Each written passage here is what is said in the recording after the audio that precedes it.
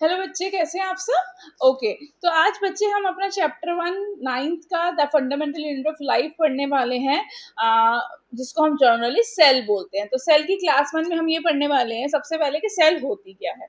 Cell आपको पता है, it is a structural and functional unit of life. ठीक है, तो सबसे पहले हम जो डिस्कस करेंगे इंट्रोडक्शन पार्ट में, that is the history, the discovery, किसने डिस्कवर किया था सेल को, क्या हिस्ट्री थी। तो सबसे पहले आप सबको पता है कि जो रॉबर्ट हुक थे, उन्होंने डेड सेल या कॉक सेल से स्टडी किया था। जब उन्होंने माइक्रोस्कोप के अंदर कुछ सेल्स देखी, तो बेसिकली डेड सेल्स, तो उनको लगा कि एक स्मॉल रूम या कंपार्टमेंट जैसा कुछ है। तो लैटिन में उन्होंने टर्म दिया सेलुले और सेल, तो वहां से नेम अराइज हुआ सेल। दूसरे जो साइंटिस्ट थे, that he was AV Leeuwenhoek. उन्होंने लिविंग सेल्स पे स्टडी किया। उन्होंने भी सेम चीज जो रॉबर्ट हुक ने करी, बस डिफरेंस ये था, रॉबर्ट हुक ने डेड सेल पे वर्क किया था, एवी ल्यूवेनहुक ने लिविंग सेल्स पे वर्क किया था। जब उन्होंने वर्क किया बच्चे, तो उन्होंने वर्क किया आरबीसीज यानी कि red blood cells, amoeba, sperm cells and bacterial cells पे। फिर दो साइंटिस्ट आए थे, श्लीडन एंड श्वान, जिसमें से श्लीडन जो थे वो बॉटनिस्ट थे। बॉटनिस्ट मतलब जो प्लांट्स पे स्टडी करते हैं। और श्वान जो थे, he was basically zoologist. Zoologist मतलब जो किस पे स्टडी करते हैं, एनिमल्स पे स्टडी करते हैं। Very good. तो जब श्लीडन ने स्टडी किया सारे प्लांट्स को, तो what he got to know कि सारे जो प्लांट्स होते हैं, they are made up of cells. और जो प्लांट सेल्स होते हैं, they contain thick and rigid cell wall. उसके अंदर thick and rigid cell wall होती है।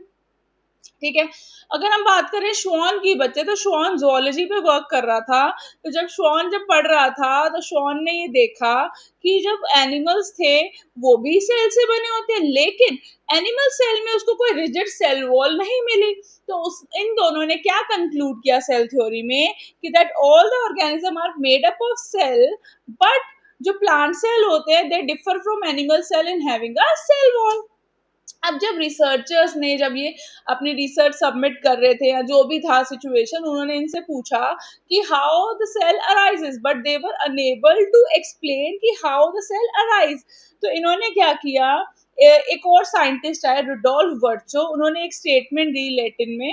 उन्होंने कहा ओमनिस सेलुला ए सेल्यूले। क्या बोला उन्होंने, ओमनिस सेलुला ए सेल्यूले, which means that the new cells arise from a pre-existing cell। उन्होंने कहा जो नई सेल्स आई हैं, वो प्री एग्जिस्टिंग सेल से ही आती हैं। तो अब हमारी सेल थ्योरी क्या हो गई, वो मॉडिफाई हो गई। और मॉडिफाई होके उसमें क्या आया, that all the organisms are made up of cell. और जो न्यू सेल्स होते हैं, they arise from a pre existing cell. ठीक है, अब कुछ एक्सेप्शंस है सेल थ्योरी के, विच मीन्स कि ये सेल थ्योरी को फॉलो नहीं करते। सबसे पहले हमारी जो सबसे पहली सेल थी, ऑब्वियसली वो नहीं करेगी। वही बात है कि पहले मुर्गी आई या पहले अंडा आया। तो जो पहली सबसे पहली सेल आई थी, ऑब्वियसली उसकी कोई प्री एग्जिस्टिंग सेल नहीं होगी। तो जो सबसे पहली सेल थी, वो क्या है, वो एक्सेप्शन ऑफ सेल थ्योरी है। दूसरा, वायरसेस। वायरसेस आप सबको पता ही, 8th में पढ़ा है आप लोगों ने कि वायरसेस क्या होता है, they are present outside the body. If they are present outside the human body, तो वो नॉन लिविंग होते हैं। जैसे ही वो होस्ट की बॉडी में या ह्यूमन बींग्स की बॉडी में एंटर करते हैं, तो वो लिविंग हो जाते हैं। तो they are considered acellular. A means absent, उनके अंदर सेल एब्सेंट है, इसलिए इनको हम सेल थ्योरी के अंदर, इनका कोई हमने क्राइटेरिया नहीं रखा है। ठीक है बच्चे, लास्ट माइटोकॉन्ड्रिया एंड क्लोरोप्लास्ट। ये आपको आने वाले चैप्टर में पता चलेगा। जो माइटोकॉन्ड्रिया और क्लोरोप्लास्ट है, उनको हम सेमी ऑटोनोमस ऑर्गेनेल बोलते हैं। सेमी ऑटोनोमस ऑर्गेनेल का मतलब होता है बच्चे, सेमी मीन्स हाफ, ऑटोनोमस मतलब सेल्फ वर्किंग, जो खुद काम कर लेते हैं। तो ये अपना काम खुद कर लेते हैं, but they are present in the bigger cell for their survival. मतलब जो हमारी बड़ी सेल है, उसके अंदर माइटोकॉन्ड्रिया और क्लोरोप्लास्ट होते हैं। माइटोकॉन्ड्रिया एनर्जी देता है हमें, और क्लोरोप्लास्ट हमें फोटोसिंथेसिस में हेल्प करता है। इसके अलावा माइटोकॉन्ड्रिया के पास अपना खुद का डीएनए होता है और खुद के राइबोसोम्स होते हैं जो प्रोटीन बनाने में हेल्प करते हैं। और सेम क्लोरोप्लास्ट विच मीन्स कि वो अपना काम अब डिवाइड भी कर सकते हैं, प्रोटीन्स भी बना सकते हैं, बस उनको सर्वाइवल के लिए यहाँ पे रहना है। कोई बात नहीं, अगर ये वाला पॉइंट नहीं समझ आया तो अभी ये हम आने वाली क्लासेस में भी पढ़ने वाले हैं। ठीक है बच्चे, नेक्स्ट आते हैं बच्चे डिफरेंट शेप्स ऑफ सेल। अब डिफरेंट शेप्स ऑफ सेल की बात करें तो सेल बहुत डिफरेंट डिफरेंट शेप्स की होती है। कुछ राउंड होती हैं, कुछ रोड शेप्ड होती है, उनको हम बेसिलस कहते हैं। अमीबा इरेगुलर होते हैं, ये बैक्टीरिया, ये भी बैक्टीरिया। ओवल शेप का एग होता है बच्चे। स्टार शेप के हमारे न्यूरॉन्स होते हैं, न्यूरॉन्स जो ब्रेन में प्रेजेंट होते हैं। स्लिपर शेप का पैरामीशियम होता है। स्पाइरल शेप के अगेन बैक्टीरिया होते हैं, कोमा शेप के बैक्टीरिया होते हैं। रेड ब्लड सेल्स हमारे बाय कनकेव होते हैं। क्या होते हैं? बाय कनकेव, दो कॉनकेव। 8th में लाइट चैप्टर पढ़ा था, केव लाइक स्ट्रक्चर, दो कॉनकेव एक के अंदर एक, वैसा कुछ स्ट्रक्चर। ठीक है बच्चे, नेक्स्ट आते हैं साइज ऑफ सेल। साइज मतलब कौन सी सबसे बड़ी सेल थी, कौन सी सबसे छोटी सेल थी। तो साइज ऑफ सेल में जो सबसे बड़ी सेल्स प्लांट में कंसिडर होती है वो है एसिटाबुलेरिया, जो एक टाइप ऑफ एल्गे है, उसको हम लार्जेस्ट सेल कंसिडर करते हैं। सिमिलरली एनिमल्स में जो ऑस्ट्रिच होती है ना, उसका जो एग होता है, ऑस्ट्रिच का जो अंडा होता है, जो एग होता है, वो सबसे बड़ा होता है साइज में। लंबी सेल की बात करें तो हमारे बॉडी में, हम ह्यूमन बींग्स की बॉडी में न्यूरॉन जो नर्व सेल्स होते हैं वो लंबे लंबे फाइबर्स की तरह होते हैं, उनको लॉन्गेस्ट सेल बोलते हैं एनिमल्स में। और प्लांट्स में हेम्प फाइबर, जैसे जूट होता है, कॉटन होता है, फाइबरस प्लांट्स होते हैं ना, ऐसे ही हेम्प भी एक टाइप ऑफ फाइबर होता है। तो उसके जो सेल्स होते हैं बहुत लंबे लंबे होते हैं। सबसे छोटे सेल्स अगर हम प्लांट्स एनिमल्स में देखें, दैट इज माइकोप्लाज्मा और पीपीएलओ, दोनों एक ही चीज है वैसे। तो ये बेसिकली क्या होते हैं? पैथोजेनिक। पैथोजेनिक मतलब जो डिजीज कॉजिंग होते हैं, हमारी बॉडी में अगर एंटर करेंगे तो डिजीज कॉजिंग हो जाएंगे। ठीक है बच्चे, फिर आते हैं माइक्रोस्कोप। माइक्रोस्कोप क्या होता है बच्चे? माइक्रोस्कोप एक टाइप ऑफ इंस्ट्रूमेंट है, ये क्लास 8 में माइक्रो ऑर्गेनिज्म चैप्टर में हमने पढ़ा था, जिसको हम यूज करते हैं to see micro organism. Micro organisms क्या होते हैं? ऐसे organism which we can not see through our naked eyes. अब स्टडी ऑफ माइक्रोस्कोप क्या होती है बच्चे? स्टडी ऑफ माइक्रोस्कोप को बोलते हैं हम माइक्रोबायोलॉजी। ठीक है, माइक्रोबायोलॉजी।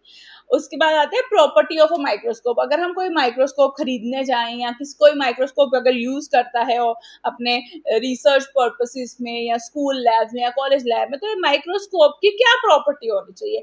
माइक्रोस्कोप की दो मेजर प्रॉपर्टी होती है। एक तो उसको माइक्रोस्कोप का काम है बड़ा करके दिखाना, है ना, तो मैग्नीफाई करना। तो पावर ऑफ मैग्निफिकेशन होनी चाहिए उसकी प्रॉपर्टी की, वो बड़ा करके दिखा सके हमें।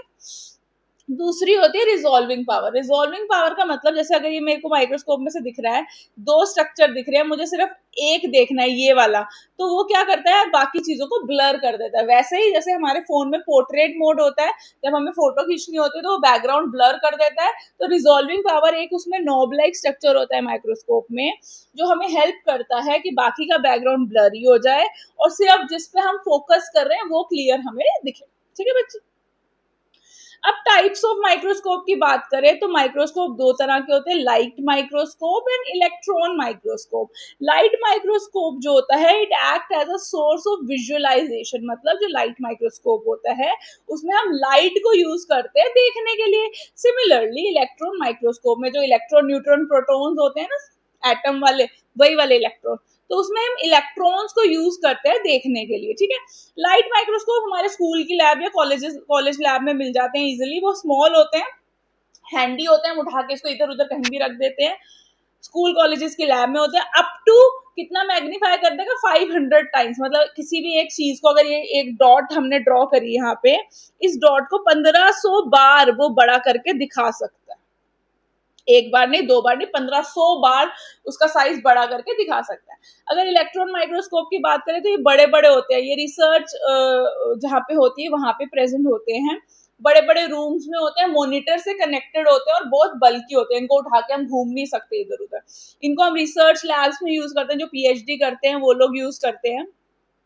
और ये up to 1 to 3 lakh times उसको मैग्नीफाई कर देता है। और हमारे जो माइक्रोस्कोप होते हैं ये फर्दर 2 टाइप के होते हैं इलेक्ट्रॉन माइक्रोस्कोप। एक होता है स्कैनिंग इलेक्ट्रॉन माइक्रोस्कोप और एक होता है ट्रांसमिशन इलेक्ट्रॉन माइक्रोस्कोप। ठीक है, तो इनके थ्रू हम बैक्टीरिया वगैरह की इमेजेस अच्छे से देख पाते हैं। ये माइक्रोस्कोप का एक ड्रॉ, मैंने एक जर्नल लाइट माइक्रोस्कोप ड्रॉ करा है। यहाँ पे आई पीस होता है। अब तो आप शायद बायो लैब में जाओगे तो आप भी देख पाओगे। तो यहाँ पे हम अपनी आईज को प्लेस करते हैं जो फोकस करते हैं इस लेंस के थ्रू इस स्लाइड पे। ये आर्म होती है, इससे पकड़ के हम कहीं पे भी इसको लेके जा सकते हैं।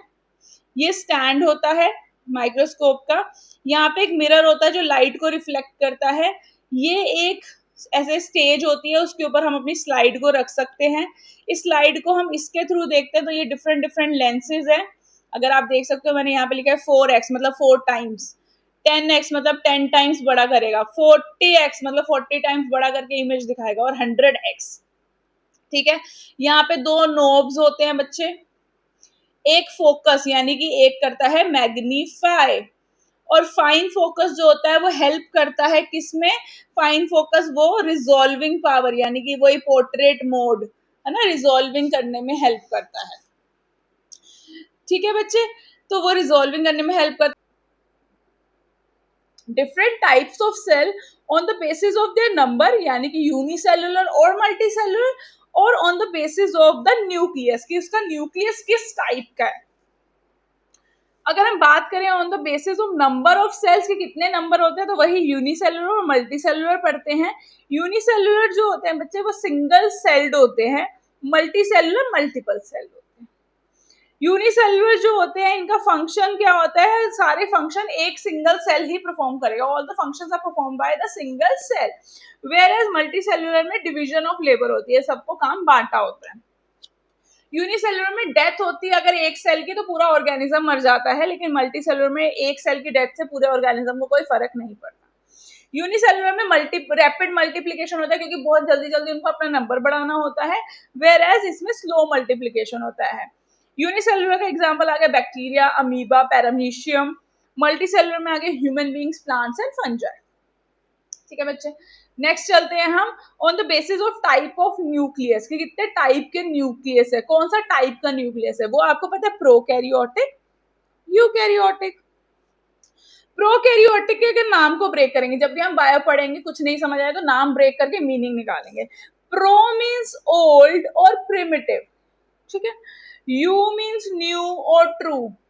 Karyotic, carry on means nucleus. तो प्रोकैरियोटिक मतलब जिनका ओल्ड टाइप ऑफ न्यूक्लियस है, और यूकैरियोटिक मतलब जिनका न्यू टाइप ऑफ न्यूक्लियस है। ठीक है, प्रोकैरियोटिक नाम से बोल दिया कि ओल्ड टाइप ऑफ न्यूक्लियस है, विच मीन्स कि इसके अंदर they lack a well defined nucleus नहीं होगा। जो जेनेटिक मटेरियल होता है वो ऐसे ही साइटोप्लाज्म में पड़ा रहता है, it is lying in the cytoplasm only, उसको हम बोलते हैं न्यूक्लियोइड।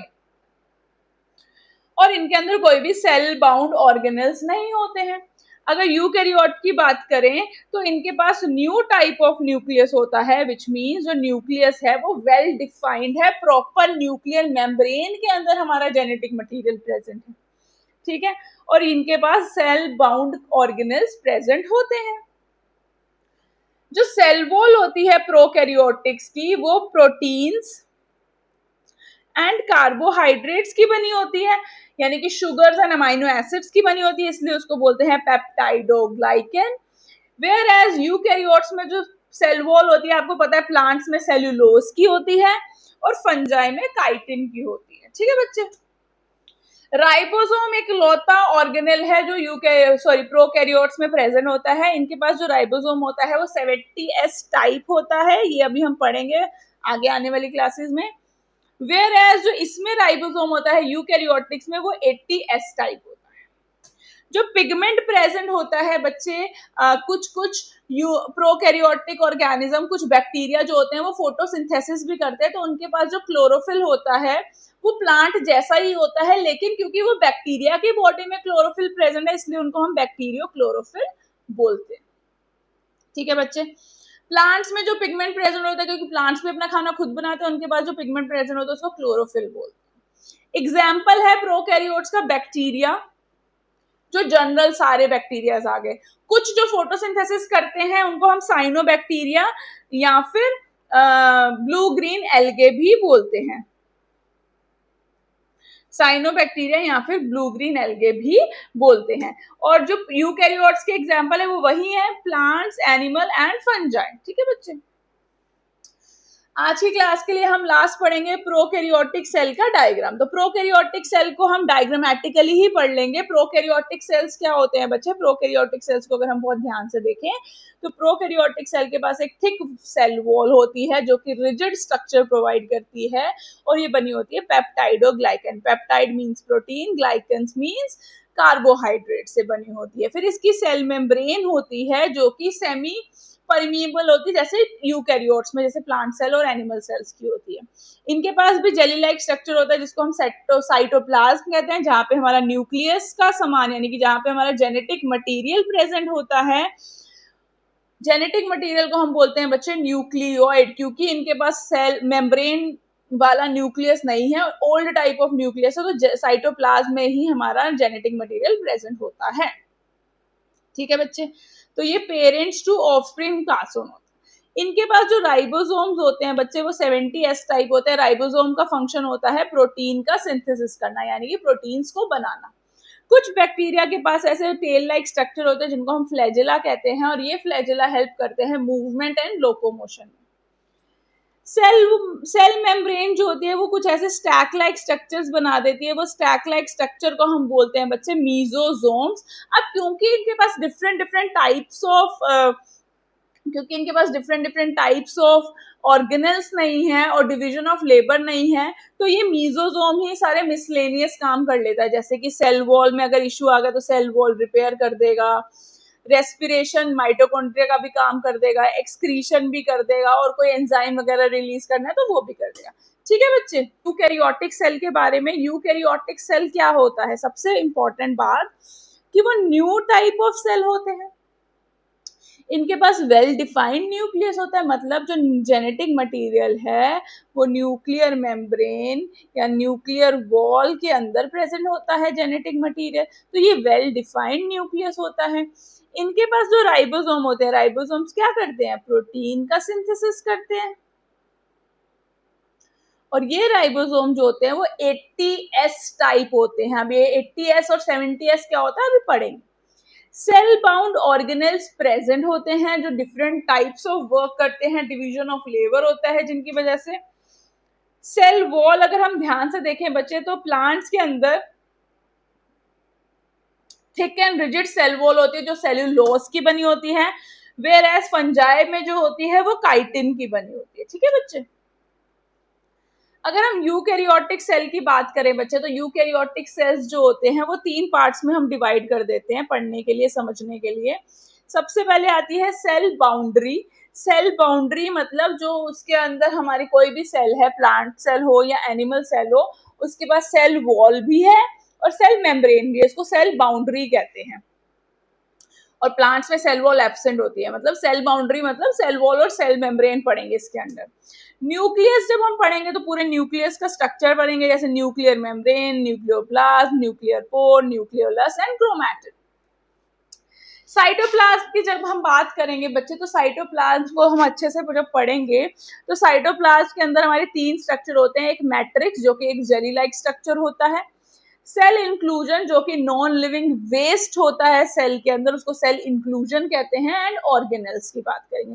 अब ये ऑर्गेनल्स फर्दर डिवाइडेड होते हैं बच्चे 2 टाइप्स में। कुछ ऑर्गन्स के अराउंड मेम्ब्रेन प्रेजेंट होती है और कुछ मेम्ब्रेन लेस होते हैं। जो मेम्ब्रेन्ड ऑर्गेनल्स होते हैं बच्चे, उनके पास जो मेम्ब्रेन होती है वो सिंगल मेम्ब्रेन भी हो सकती है, डबल मेम्ब्रेन भी हो सकती है। अगर हम सिंगल मेम्ब्रेन की बात करें, सिंगल मेम्ब्रेन में आ जाते हैं हमारे बच्चे endoplasmic reticulum, lysosomes, Golgi body, vacuoles, glyoxysomes and peroxisomes. Glyoxysomes and peroxisome higher level है। ठीक है बच्चे, डबल मेम्ब्रेन ऑर्गेनल्स की अगर हम बात करें तो डबल मेम्ब्रेन ऑर्गेनल्स में आ जाते हैं हमारे माइटोकॉन्ड्रिया एंड क्लोरोप्लास्ट। ठीक है बच्चे, अगर हम माइटोकॉन्ड्रिया एंड क्लोरोप्लास्ट की उसकी भी बात हम बाद में करेंगे। मेम्ब्रेनलेस में आ जाते हैं बच्चे हमारे राइबोसोम्स एंड सेंट्रोसोम्स। फिर हम पढ़ते हैं बच्चे diagram of a plant cell. It is very important क्योंकि डायग्राम ड्रॉ करना भी आता है। अब हम जैसे जैसे डायग्राम पढ़ेंगे तो उनके बेसिक जो फंक्शन है, जो हमारे दिमाग में घुसे होने चाहिए, जो कुछ भी हो जाए हमें भूलना नहीं है, वो हमको यहाँ पे पढ़ने हैं। ठीक है बच्चे, okay.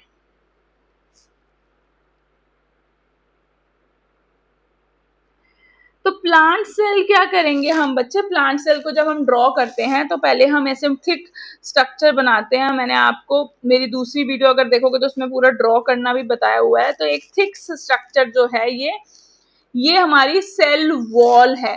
This cell wall is made up of cellulose. Cell wall के अंदर जो हमारी ये ब्लू कलर की मैंने मेम्ब्रेन बनाई है, इसको बोलते हैं सेल मेम्ब्रेन। और सेल मेम्ब्रेन जो होती है हमारी बच्चे, वो सेमी परमिएबल होती है, विच मीन्स कि वो कुछ ही चीजों को अलाउ करती है to pass through it. Cell membrane के बाद आ जाते हैं हम, क्योंकि ये प्लांट सेल है बच्चे, इसका मैक्सिमम रीजन जो है वो वैक्यूल ही कवर करता है, अराउंड 90 to 70% एरिया। बट हमने यहाँ पे छोटा सा इसलिए ड्रॉ करा है क्योंकि अगर मैं इतना बड़ा वैक्यूल ड्रॉ कर देती तो हमारे बाकी के ऑर्गेनल्स नहीं आ पाते। तो वैक्यूल जो होता है बच्चे वो 70 to 90% लेता है प्लांट में जगह, और इसका मेन फंक्शन होता है स्टोरेज।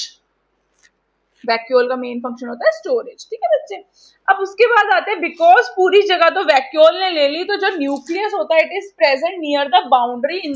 तो न्यूक्लियस को हम क्या बोलते हैं बच्चे, पेरिफेरल। पेरिफेरल न्यूक्लियस क्या है हमारा, पेरिफेरल न्यूक्लियस है। तो हमारा जो न्यूक्लियस है वो बाउंड्री के पास प्रेजेंट होता है, पेरिफेरल न्यूक्लियस है। तो न्यूक्लियस के अंदर क्या होता है बच्चे, हमारा जेनेटिक मटीरियल। न्यूक्लियस के जस्ट बाहर आएंगे तो कुछ स्टैक लाइक स्ट्रक्चर अटैच होते हैं न्यूक्लियर मेम्ब्रेन से, जिनका जो स्ट्रक्चर होता है, जो अपीयरेंस होती है वो थोड़ी रफ होती है। वो होते हैं बच्चे RER, रफ एंडोप्लाज्मिक रेटिकुलम। इनका काम होता है प्रोटीन सिंथेसिस का। और कुछ उसके जैसे ही स्ट्रक्चर पूरे साइटोप्लाज्म में फैले होते हैं, बट वो स्मूथ होते हैं, उनके ऊपर रफ अपीयरेंस नहीं होती। उनको बोलते हैं SER, smooth endoplasmic reticulum. Smooth endoplasmic reticulum lipid formation में हेल्प करता है, यानी कि फैट्स का फॉर्मेशन जो होता है, गुड फैट्स, उनको बनाने में हेल्प करता है। फिर आते हैं माइटोकॉन्ड्रिया। माइटोकॉन्ड्रिया जो होते हैं बच्चे, इनको powerhouse of the cell कहते हैं क्योंकि ये एनर्जी प्रोवाइड करते हैं। फिर आते हैं कुछ छोटे छोटे स्ट्रक्चर जिनको हम लाइसोसोम्स कहते हैं। ये लाइसोसोम्स को सुसाइड बैग बोलते हैं क्योंकि अगर सेल के ऊपर कोई खतरा आएगा तो ये लाइसोसोम स्टेप इन करते हैं और खुद बर्स्ट होकर कुछ एंजाइम रिलीज करते हैं, जिससे सेल मतलब फर्दर बॉडी में कुछ टाइप, फर्दर बॉडी में इंफेक्शन या डिजीज ना फैले। ठीक है बच्चे, एंडोप्लाज्मिक रेटिकुलम के बाहर कुछ ऐसे गोल circular, semi circular type stack like structure होते हैं जिनको गोल्गाई बॉडीज कहते हैं, जिनका मेजर फंक्शन होता है पैकेजिंग एंड ट्रांसपोर्ट बच्चे। उसके अलावा क्योंकि ये प्लांट सेल है तो इनमें बहुत सारे क्या प्रेजेंट होते हैं बच्चे, प्लास्टिड्स। ये प्लास्टिड्स को हम यूजुअली बोलते हैं बच्चे किचन ऑफ द सेल।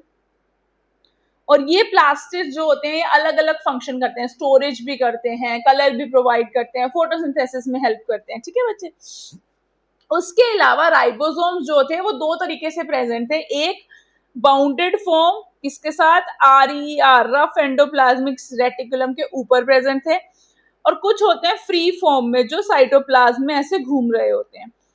काम दोनों का क्या होता है, प्रोटीन सिंथेसिस। ठीक है बच्चे, फिर आते हैं पेरोक्सिसोम एंड ग्लाइऑक्सिसोम। पेरोक्सिसोम और ग्लाइऑक्सिसोम के डिफरेंट फंक्शंस होते हैं जो अभी हम आगे पढ़ेंगे। ये सारा कुछ कहाँ पे प्रेजेंट होता है, एक जेली लाइक स्ट्रक्चर में, उसको हम बोलते हैं साइटोप्लाज्म। ठीक है बच्चे, तो यहां तक हमें प्लांट सेल का डायग्राम अच्छे से समझ आ गया। आज की क्लास का लास्ट टॉपिक है diagram of animal cell. Again animal cell क्यों पढ़ रहे हैं, क्योंकि ये डायग्राम ड्रॉ करना आ सकता है। तो अगर हम बात करें बच्चे एनिमल सेल्स की, तो एनिमल सेल के अंदर वैसे तो वैक्यूल्स ज्यादातर एब्सेंट होते हैं, लेकिन अगर प्रेजेंट होंगे तो स्मॉल होंगे और 2 से 3 होंगे।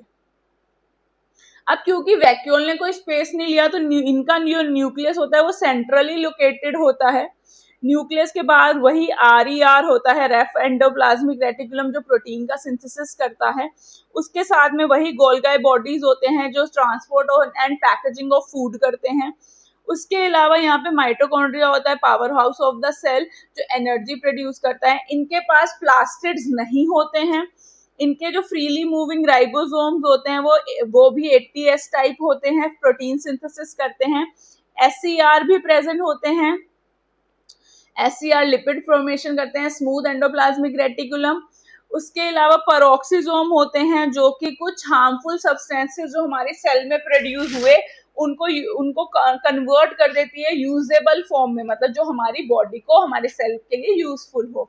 उसके अलावा सुसाइड बैग, लाइसोसोम्स भी प्रेजेंट होते हैं। यहाँ पे एक नई स्ट्रक्चर जो आप देख रहे हैं वो है सेंट्रोसोम। तो न्यूक्लियस के ऊपर एक ऐसे परपेंडिकुलर स्ट्रक्चर होता है जिनको हम सेंट्रोसोम्स कहते हैं। ये सेंट्रोसोम्स बच्चे हेल्प करते हैं ड्यूरिंग सेल डिवीजन। ठीक है, बाउंड्रीज। और सेल बाउंड्रीज की अगर हम बात करें बच्चे, तो सेल बाउंड्रीज में दो इंपॉर्टेंट फैक्टर्स आते हैं। वो आता है हमारा cell wall and cell membrane. ठीक है बच्चे, अगर हम सेल वॉल की बात करें तो सेल वॉल हम सबको पता है कि वो रिजिड होती है, उसकी वो शेप मेंटेन करने में हेल्प करती है, सपोर्ट प्रोवाइड करती है, मैकेनिकल इंजरी से प्रोटेक्ट करती है, और वो सारे सब्सटेंस को अलाउ करती है to pass through them.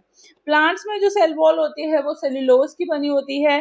Fungi में जो सेल वॉल होती है वो काइटिन की बनी होती है।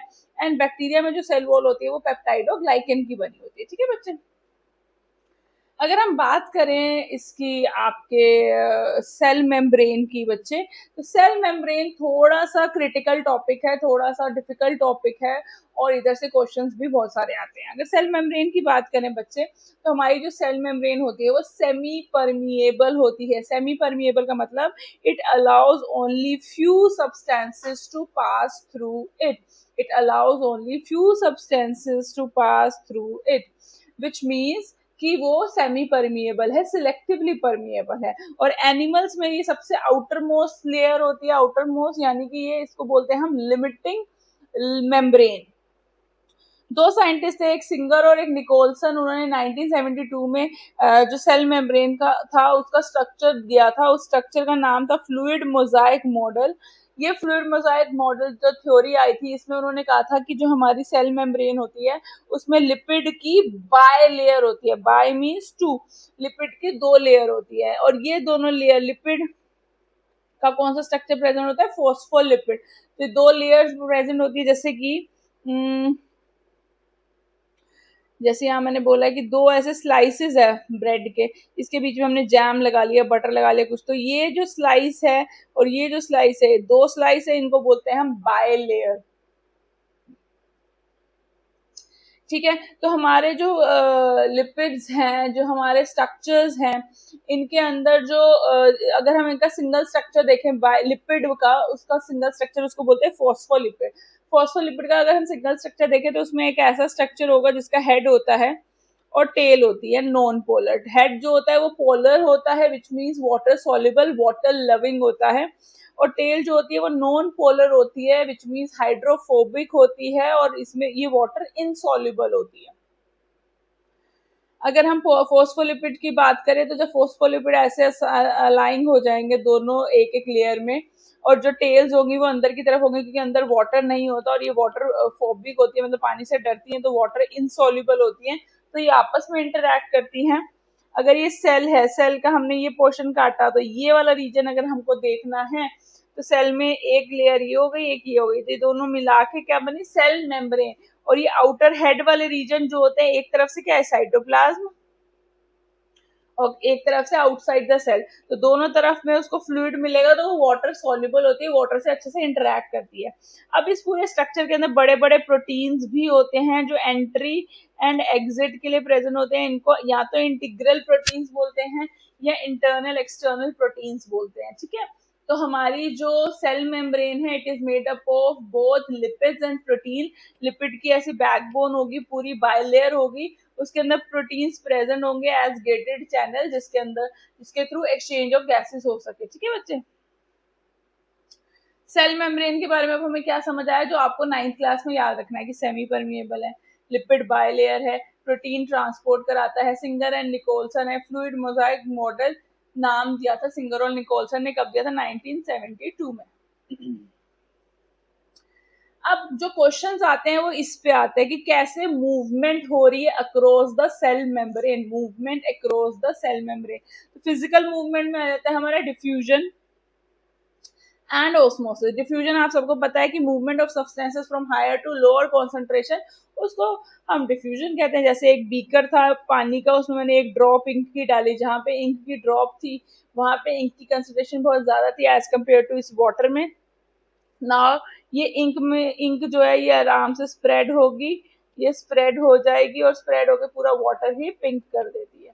तो this is an example of diffusion. अब आते हैं बच्चे ऑस्मोसिस। ऑस्मोसिस की अगर हम बात करें तो ऑस्मोसिस में क्या होता है? सेम होता है, इसमें वाटर के पॉइंट ऑफ व्यू से लेते हैं that movement of water molecules from the region of higher concentration to the region of lower concentration through a semi permeable membrane, यानी कि सेल मेम्ब्रेन की बात हो रही है। और इसके अंदर दो प्रोसेसेस होती है, endosmosis, exosmosis. Very very important, school में हर बार क्वेश्चन पूछते हैं। बिफोर मूविंग फॉरवर्ड हम बात करेंगे कि सॉल्यूशंस क्या होते हैं। सॉल्यूशंस तीन तरह के होते हैं बच्चे, एक होता है हाइपोटोनिक, एक होता है हाइपरटोनिक, एक होता है आइसोटोनिक। आपकी टीचर या आपने इसको वाटर के पॉइंट ऑफ व्यू से भी याद किया हो सकता है, मैं इसको शुगर के पॉइंट ऑफ व्यू से याद करती हूँ। जैसे हाइपो मीन्स लेस, जिस पानी में कम शुगर है उसको बोलते हैं हाइपोटोनिक सॉल्यूशन। हाइपर मीन्स जिसमें बहुत ज्यादा शुगर है, चाशनी, ऐसा पानी जो चाशनी जैसा है। आइसोटोनिक जिसमें इक्वल है, पानी भी इक्वल है और शुगर भी इक्वल है। ठीक है बच्चे। अब दो प्रोसेसेस होती है इसमें, endosmosis, exosmosis. Very very important question, तीन टाइप से आता है। अभी बताती हूँ कैसे। पहले एक पढ़ेंगे, दूसरा बिल्कुल उसका ऑपोजिट है। स्कूल में जब भी याद करके जाएंगे, एक याद करके जाएंगे, दूसरा अपने आप याद आ जाएगा। एंडो मीन्स इनसाइड, कोई भी चीज जब इनसाइड जा रही है तो एंडोऑस्मोसिस में वाटर जो है वो इनसाइड जा रहा है। एग्जांपल लेते हैं हम, रेजिन जो एक क्या है? ड्राई फ्रूट है। आपने सबने देखा होगा घर में किशमिश, किशमिश का दाना देखा होगा। तो किशमिश कैसा होता है? वो श्रिंक्ड होता है, उसका पानी सारा निकल चुका होता है। तो जब हम रेजिन्स को ऐसे सॉल्यूशन में रखेंगे जिसमें पानी ज्यादा है, शुगर कम है, यानी कि हाइपोटोनिक सॉल्यूशन, तो आपको क्या चलेगा? तो फ्रूट्स होते हैं, जब इन ड्राई फ्रूट्स को हम हाइपोटोनिक सॉल्यूशन में रखते हैं, हाइपोटोनिक सॉल्यूशन मतलब शुगर जिसमें कम है, तो जब हम रेजिन को रखेंगे तो रात भर जब हम इनको ओवरनाइट सोक करेंगे तो सुबह आके देखेंगे जो वाटर था वो, क्योंकि वाटर की कंसेंट्रेशन हाइपोटोनिक सॉल्यूशन में ज्यादा थी एज कम्पेयर टू रेजिन, तो water will move from region of higher to lower concentration और धीरे धीरे हम देखते हैं कि सेल स्वेल हो गए हैं। तो ये क्या है बच्चे?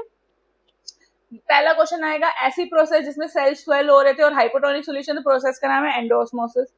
ऐसी प्रोसेस जिसमें एंडोऑस्मोसिस हो रहा है और हाइपोटोनिक सॉल्यूशन है, सेल के साथ क्या होगा? सेल स्वेल हो जाएगा। ऐसी प्रोसेस जिसमें एंडोऑस्मोसिस हो रहा है, जिसमें सेल स्वेल हो रही है, तो ऐसा कौन सा सॉल्यूशन यूज किया? हाइपोटोनिक। समझ लो, तीन तरीके से क्वेश्चन आ सकता है। एक्सोऑस्मोसिस उसका बिल्कुल उल्टा, इसमें इनसाइड जा रहा था, इसमें वाटर आउटसाइड आ रहा है। इसमें रेजिन लिया था जो कि एक ड्राई फ्रूट है, इसमें ग्रेप्स लेंगे जो एक जूसी फ्रूट है। अब ग्रेप्स को जब हमने वेट कराया और ग्रेप्स के पास जब हमारे को अपॉर्चुनिटी मिली, जब ग्रेप्स को हमने यहाँ पे रखा overnight, hypertonic solution, hyper means more, जिसमें बहुत ज्यादा शुगर, चाशनी में जब हमने ग्रेप्स को डिबोया तो चाशनी के कंपैरिजन में हमारे ग्रेप्स के पास बहुत ज्यादा वाटर था, तो water will move from region of higher to lower concentration. Next morning जब हमने आके देखा तो हमारी सेल श्रिंक हो गई थी, वो भी रेजिन जैसे बन गए थे। तो क्वेश्चन है, प्रोसेस क्या है? एक्सोऑस्मोसिस। सेल के साथ क्या हो? सेल श्रिंक हो गई और सॉल्यूशन क्या था? Hypertonic solution. ठीक है बच्चे। नेक्स्ट चलते हैं, एक्सोऑस्मोसिस। ये जो हुआ है जिसमें श्रिंक हुई है सेल, प्लांट्स में इसको बोलते हैं प्लाज्मोलाइसिस। क्यों? क्योंकि प्लांट्स के पास ये रिजिड सेल वॉल होती है जिसकी वजह से शेप तो मेंटेन रहती है, लेकिन अंदर से जो हमारा प्रोटोप्लाज्म है वो श्रिंक हो जाता है। होता क्या है, जब इसके अंदर पानी गया कौन सा, मतलब सॉरी, पानी इसमें से इसके केस में क्या हुआ, वाटर बाहर आया ना, जब पानी हमने इसको हाइपरटोनिक सॉल्यूशन में देखा, तो हमारा प्रोटोप्लाज्म यानी कि जो भी living part of the cell था वो श्रिंक हो गया। और थोड़ी देर बाद आप देखते होगे समर्स में दोपहर को जब आप स्कूल से आते हो तो हमारे जो गमले में पौधे होते हैं, जो पॉटेड प्लांट्स होते हैं, वो बेचारे मुरझा जाते हैं, लेकिन जैसे ही आप उनको पानी दोगे वो रीगेन कर लेते हैं अपनी शेप।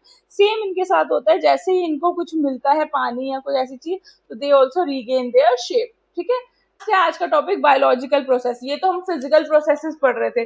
बायोलॉजिकल प्रोसेस में क्या होता है कि कैसे हमारी सेल के अंदर कुछ गया और कैसे वो बाहर आया। तो इसके लिए हम एग्जांपल लेते हैं न्यूट्रिशन इन अमीबा। इसके दो पार्ट्स होते हैं, एंडोसाइटोसिस, एक्सोसाइटोसिस। एंडोसाइटोसिस जो होता है, जैसे हमारे पास मिस्टर अमीबा का ही हम एग्जांपल लेते हैं, तो जब खाना अंदर गया, एंडो मीन्स इनसाइड, जब खाना अंदर गया तो प्रोसेस इज कॉल्ड एंडोसाइटोसिस।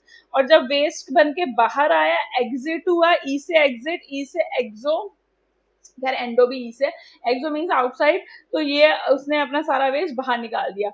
अब ऐसा प्रोसेस जिसमें वो खाना खा रहा है और खाना सॉलिड फॉर्म में, उसको बोलते हैं फेगोसाइटोसिस या सेल ईटिंग। और जब वो, इसका एग्जांपल है डब्ल्यूबीसीज, व्हाइट ब्लड सेल्स। और जब खाना जो है वो लिक्विड फॉर्म में और हमारा जो इन्फेक्टेड सेल है वो उस फ्लूइड को खा रहा है या पी रहा है, तो प्रोसेस इज कॉल्ड पिनोसाइटोसिस या सेल ड्रिंकिंग। और जब ये वेस्ट बाहर आया, एक्सोसाइटोसिस, या फिर इसको बोलते हैं बच्चे ईफेगी, या फिर इसको बोलते हैं सेल वॉमिटिंग। न्यूक्लियस के बारे में, तो न्यूक्लियस क्या होता है हमारा, न्यूक्लियस जो होता है it contains genetic material, well defined होता है यूकेरियोटिक सेल में। इसके अंदर बहुत सारे प्रोटीन्स होते हैं और न्यूक्लियोप्लाज्म होता है। अगर आप स्ट्रक्चर ऑफ न्यूक्लियस देखें तो न्यूक्लियर मेम्ब्रेन है, उसको न्यूक्लियर एनवेलोप भी बोलते हैं। दो मेम्ब्रेन होती है, आउटर एंड इनर मेम्ब्रेन। ये मेम्ब्रेन इंटरप्टेड होती है जगह जगह से, उस इंटरप्शन को हम क्या बोलते हैं बच्चे, न्यूक्लियर कोर। ये न्यूक्लियर कोर हेल्प करता है exchange of material between cytoplasm and nucleoplasm. इसके अंदर जेली लाइक स्ट्रक्चर होता है, उसको बोलते हैं हम nucleoplasm, which is nothing but extension of cytoplasm only. बस वो इसके अंदर प्रेजेंट है, इसलिए उसको न्यूक्लियोप्लाज्म बोलते हैं। इसके पास क्रोमैटिन मटेरियल होता है। Chromatin material contains DNA, RNA and proteins. Darkly stained structure होता है, उसको हम न्यूक्लियोलस कहते हैं। ये हेल्प करता है in the formation of ribosomes, और यही राइबोसोम्स हेल्प करते हैं प्रोटीन सिंथेसिस में, और फ्री फॉर्म और अटैच्ड फॉर्म में प्रेजेंट होते हैं, वो हम नेक्स्ट क्लास में पढ़ेंगे। फिर हमने बात किया था कि बच्चे डीएनए क्या होता है। DNA is deoxyribonucleic acid. DNA क्या होता है, डीऑक्सीराइबोन्यूक्लिक एसिड। डीएनए ही हमारा क्या होता है बच्चे, जेनेटिक मटेरियल होता है। डीएनए क्या है हमारा, जेनेटिक मटेरियल। अब डीएनए की अगर हम बात करें बच्चे, तो डीएनए जो है वो डीऑक्सीराइबोन्यूक्लिक एसिड है, आरएनए राइबोन्यूक्लिक एसिड है। तो हमारा क्वेश्चन ये आता है कि क्यों सिर्फ डीएनए ही हमारा जेनेटिक मटेरियल है, आरएनए क्यों हमारा जेनेटिक मटेरियल नहीं है। इसका रीजन ये है बच्चे कि डीएनए के पास जो ये हमारा एक स्ट्रक्चर होता है, डीएनए के पास जो कैसे एक्सप्लेन करूं, हाँ, डीएनए का अगर हम स्ट्रक्चर देखें तो इसका जो कार्बन नंबर 2 प्रेजेंट होता है, वहां पे जो ऑक्सीजन थी वो डीऑक्सी हो गई। डी मतलब एब्सेंट होगी, ऑक्सी मींस ऑक्सीजन। तो इसका जो कार्बन नंबर 2 है, जो मैंने ग्रीन कलर का हाईलाइट किया, तो कार्बन नंबर 2 से ऑक्सीजन जो था वो निकल गया। जैसे ही वो ऑक्सीजन निकला, उसकी वजह से क्या हुआ, हमारा जो डीएनए था वो एक स्टेबल कंपाउंड बन गया। क्यों, क्योंकि आरएनए में वो OH प्रेजेंट है, और OH मींस हाइड्रोक्सिल ग्रुप। और ये हाइड्रोक्सिल ग्रुप बच्चे क्या करता है, ये हाइड्रोक्सिल ग्रुप जो है ये हाईली अनस्टेबल है, हाईली अनस्टेबल है, और ये बहुत इजीली रिएक्ट कर जाता है सबसे, जिसकी वजह से आरएनए हमारा जेनेटिक मटेरियल नहीं है, क्योंकि वो एक अनस्टेबल कंपाउंड है। वेयर एज डीएनए जो एक स्टेबल कंपाउंड है, इस वजह से वो हमारा जेनेटिक मटेरियल है। अगर डीएनए का हम स्ट्रक्चर देखें तो डीएनए के अंदर 3 स्ट्रक्चर होते हैं। उसकी बैकबोन जो बनी होती है वो शुगर और फॉस्फेट ग्रुप की होती है। शुगर ऑब्वियसली डीऑक्सीराइबोज शुगर होती है, और फॉस्फेट ग्रुप होता है।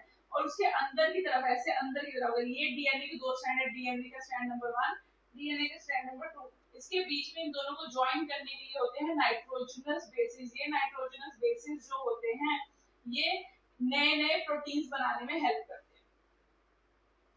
अब नाइट्रोजनस बेसिस दो तरीके के होते हैं, प्यूरीन्स एंड पायरिमिडीन्स। प्यूरीन्स की अगर हम बात करें तो प्यूरीन्स दो तरह के होते हैं, A and G, adenine and guanine. Pyrimidines होते हैं थाइमीन, यूरेसिल एंड साइटोसिन। और ये जब ज्वाइन होते हैं तो ये हमेशा किस किस के साथ ज्वाइन करते हैं? ए, यानी कि एडेनिन हमेशा थाइमीन के साथ ज्वाइन करता है डबल बॉन्ड से। साइटोसिन हमेशा ग्वानिन के साथ बॉन्ड करता है ट्रिपल बॉन्ड से। अगर हम डीएनए का स्ट्रैंड देखें बच्चे, तो डीएनए के स्ट्रैंड ऐसे होता है, दो स्ट्रैंड होते हैं, मैंने यहाँ लिखा first strand and second strand. तो डीएनए को डबल हेलिकल स्ट्रक्चर बोलते हैं क्योंकि दो स्ट्रैंड होते हैं और वो आपस में ऐसे हेलिक्स बनाते हैं, उसको हेलिकल हेलिक्स बनाते हैं, यानी कि आपस में एक दूसरे के साथ टर्न लेता है, वो ट्विस्ट एंड टर्न्स लेता है, तो इसको हम बोलते हैं डबल हेलिकल स्ट्रक्चर। और जब हमने ये ओपन करके डायग्राम बनाया उसमें देखो बैकबोन में एस दिख रहे हैं हर जगह पे, एस मींस शुगर, एंड अंदर की तरफ हमारे ये प्रोटीन्स, सॉरी अंदर की तरफ हमारे नाइट्रोजनस बेसिस, और बैकबोन में पिंक कलर के मैंने दिखाया है फॉस्फेट ग्रुप भी प्रेजेंट है। तो ये सब मिलके पूरा डीएनए का स्ट्रैंड बनाते हैं और ये दोनों स्ट्रैंड आपस में कॉइल हो जाते हैं और उसको हम बोलते हैं डबल हेलिकल स्ट्रक्चर।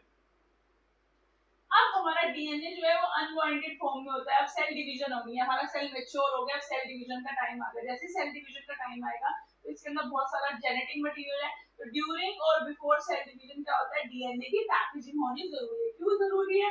क्योंकि अगर पैकेजिंग नहीं होगी और ऐसे ही अनवाइंडेड फॉर्म में, ऐसे न्यूक्लियस में के अंदर हमारा पूरा जेनेटिक मटेरियल बिखरा हुआ है और उसके दो तीन हिस्से होने लग जाए, तो उससे क्या होगा, अनइवन डिस्ट्रीब्यूशन होगा। तो उससे पहले अच्छे से डीएनए की पैकेजिंग हो जाती है ताकि इक्वल डिस्ट्रीब्यूशन हो डॉटर सेल्स में। अब क्या होता है डीएनए पैकेजिंग के टाइम पे, पैकेजिंग ऑफ डीएनए में दो इंपॉर्टेंट रोल प्ले करते हैं। तो डीएनए तो है ही, और डीएनए को पैक करने में हेल्प करते हैं हिस्टोन प्रोटीन जो न्यूक्लियस में प्रेजेंट होते हैं। हिस्टोन प्रोटीन्स 5 तरह के होते हैं, H1, H2A, H2B, H3 and H4। अब ये जो H2A, H2B, H3 and H4 ये पेयर बनाते हैं अपने H2A, H2B, H3, H4, ये 4 + 4 8 बनके एक बॉल लाइक स्ट्रक्चर बनाते हैं। इस बॉल लाइक स्ट्रक्चर को हम बोलते हैं बच्चे ऑक्टामर, हिस्टोन ऑक्टामर। ये हिस्टोन ऑक्टामर के अराउंड हमारा डीएनए रैप होके अपना साइज स्मॉल करने की कोशिश करता है। तो DNA will wrap around histone protein, तो वो जो ऑक्टामर थे उसके अराउंड हमारा डीएनए ट्वाइस रैप करेगा, एक फिर दो, और जैसे ही वो दूसरी बार निकलता है तो नीचे H1 है, पिंक कलर में देखो H1 प्रेजेंट होता है, तो चेक कि डीएनए 2 बार रैप हुआ है कि नहीं हुआ। फिर वो आगे जाएगा, फिर अगेन वो रैप होएगा अराउंड डीएनए, फिर ऐसे करते करते पूरा चेन जैसा बन जाएगा। और अगर हम इसको माइक्रोस्कोप के नीचे देखें तो it appears like beads on a string structure, ऐसा लगता है मोतियों की एक माला है। अब ये धीरे धीरे करते हुए अपने आप को और ज्यादा कॉइल कॉइल करता रहेगा तो एक स्प्रिंग जैसा स्ट्रक्चर बनाता है, उसको बोलते हैं सोलेनॉइड। और ये सोलेनॉइड फर्दर अपने आप को कॉइल अप करता रहता है और फिर लास्ट में ये फ्लावर लाइक स्ट्रक्चर बनता है, इसको बोलते हैं हम क्रोमोसोम, व्हिच मींस कि डीएनए का पैक्ड फॉर्म ही क्रोमोसोम है। साइटोप्लाज्म क्या है? साइटोप्लाज्म के अंदर एक टर्म आती है बच्चे protoplasm, which was given by Purkinje. तो प्रोटोप्लाज्म क्या होता है बच्चे? The living part of the cell. तो इसमें सब कुछ हमारी सेल में, तो सब कुछ लिविंग होता है मैम, आप बोलोगे मैम सब कुछ तो लिविंग है, नॉन लिविंग क्या है?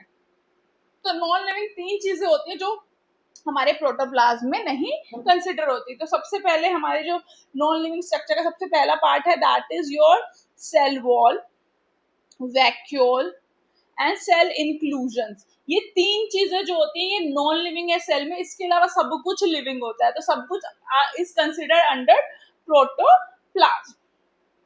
अब साइटोप्लाज्म बच्चे एक हमारा जेली लाइक स्ट्रक्चर होता है, इसके अंदर सेल इंक्लूजन्स प्रेजेंट होते हैं जो नॉन लिविंग वेस्ट होते हैं। उसके अलावा यहाँ पे सेल ऑर्गेनेल्स प्रेजेंट होते हैं। सेल ऑर्गेनेल्स 3 टाइप के होते हैं, सॉरी 2 टाइप के होते हैं बच्चे, एक होते हैं मेम्ब्रेन्ड और एक होते हैं मेम्ब्रेनलेस। मेम्ब्रेन्ड में भी 2 तरीके के होते हैं, एक सिंगल मेम्ब्रेन और एक होते हैं डबल मेम्ब्रेन, और एक होते हैं मेम्ब्रेनलेस। अगर हम मेम्ब्रेन में सिंगल मेम्ब्रेन की बात करें, सबसे पहले आ जाता है बच्चे एंडोप्लाज्मिक रेटिकुलम। एंडोप्लाज्मिक रेटिकुलम जो होता है बच्चे, इसका जो मेजर क्वेश्चन आता है स्कूल में वो होता है मेम्ब्रेन बायोजेनेसिस, क्योंकि ये हेल्प करता है इन मेम्ब्रेन बायोजेनेसिस, और इसका डिफरेंशिएशन बिटवीन आता है आरईआर एंड एसईआर। सबसे पहले एंडोप्लाज्मिक रेटिकुलम का अगर हम स्ट्रक्चर देखें बच्चे, तो एंडोप्लाज्मिक रेटिकुलम दो फॉर्म्स में होता है, एक फ्यूज्ड फॉर्म में और एक फ्री फॉर्म में। फ्यूज्ड वो होता है न्यूक्लियर मेम्ब्रेन के साथ कॉन्टिन्यूएशन में होता है और उसकी रफ अपीयरेंस होती है, उसको बोलते हैं रफ एंडोप्लाज्मिक रेटिकुलम। क्योंकि रफ इसलिए होता है क्योंकि उसके ऊपर राइबोसोम स्टडेड होते हैं। दूसरा जो फ्रीली प्रेजेंट होता है साइटोप्लाज्म में, उसको बोलते हैं SER, यानी कि स्मूथ एंडोप्लाज्मिक रेटिकुलम। स्मूथ इसलिए क्योंकि इसके ऊपर राइबोसोम्स प्रेजेंट नहीं होते। तो दोनों का डिफरेंस क्या हो गया? RER में it has a rough appearance, SER में it has a smooth appearance. Rough क्यों है? राइबोसोम्स प्रेजेंट है और इसमें राइबोसोम्स एब्सेंट है।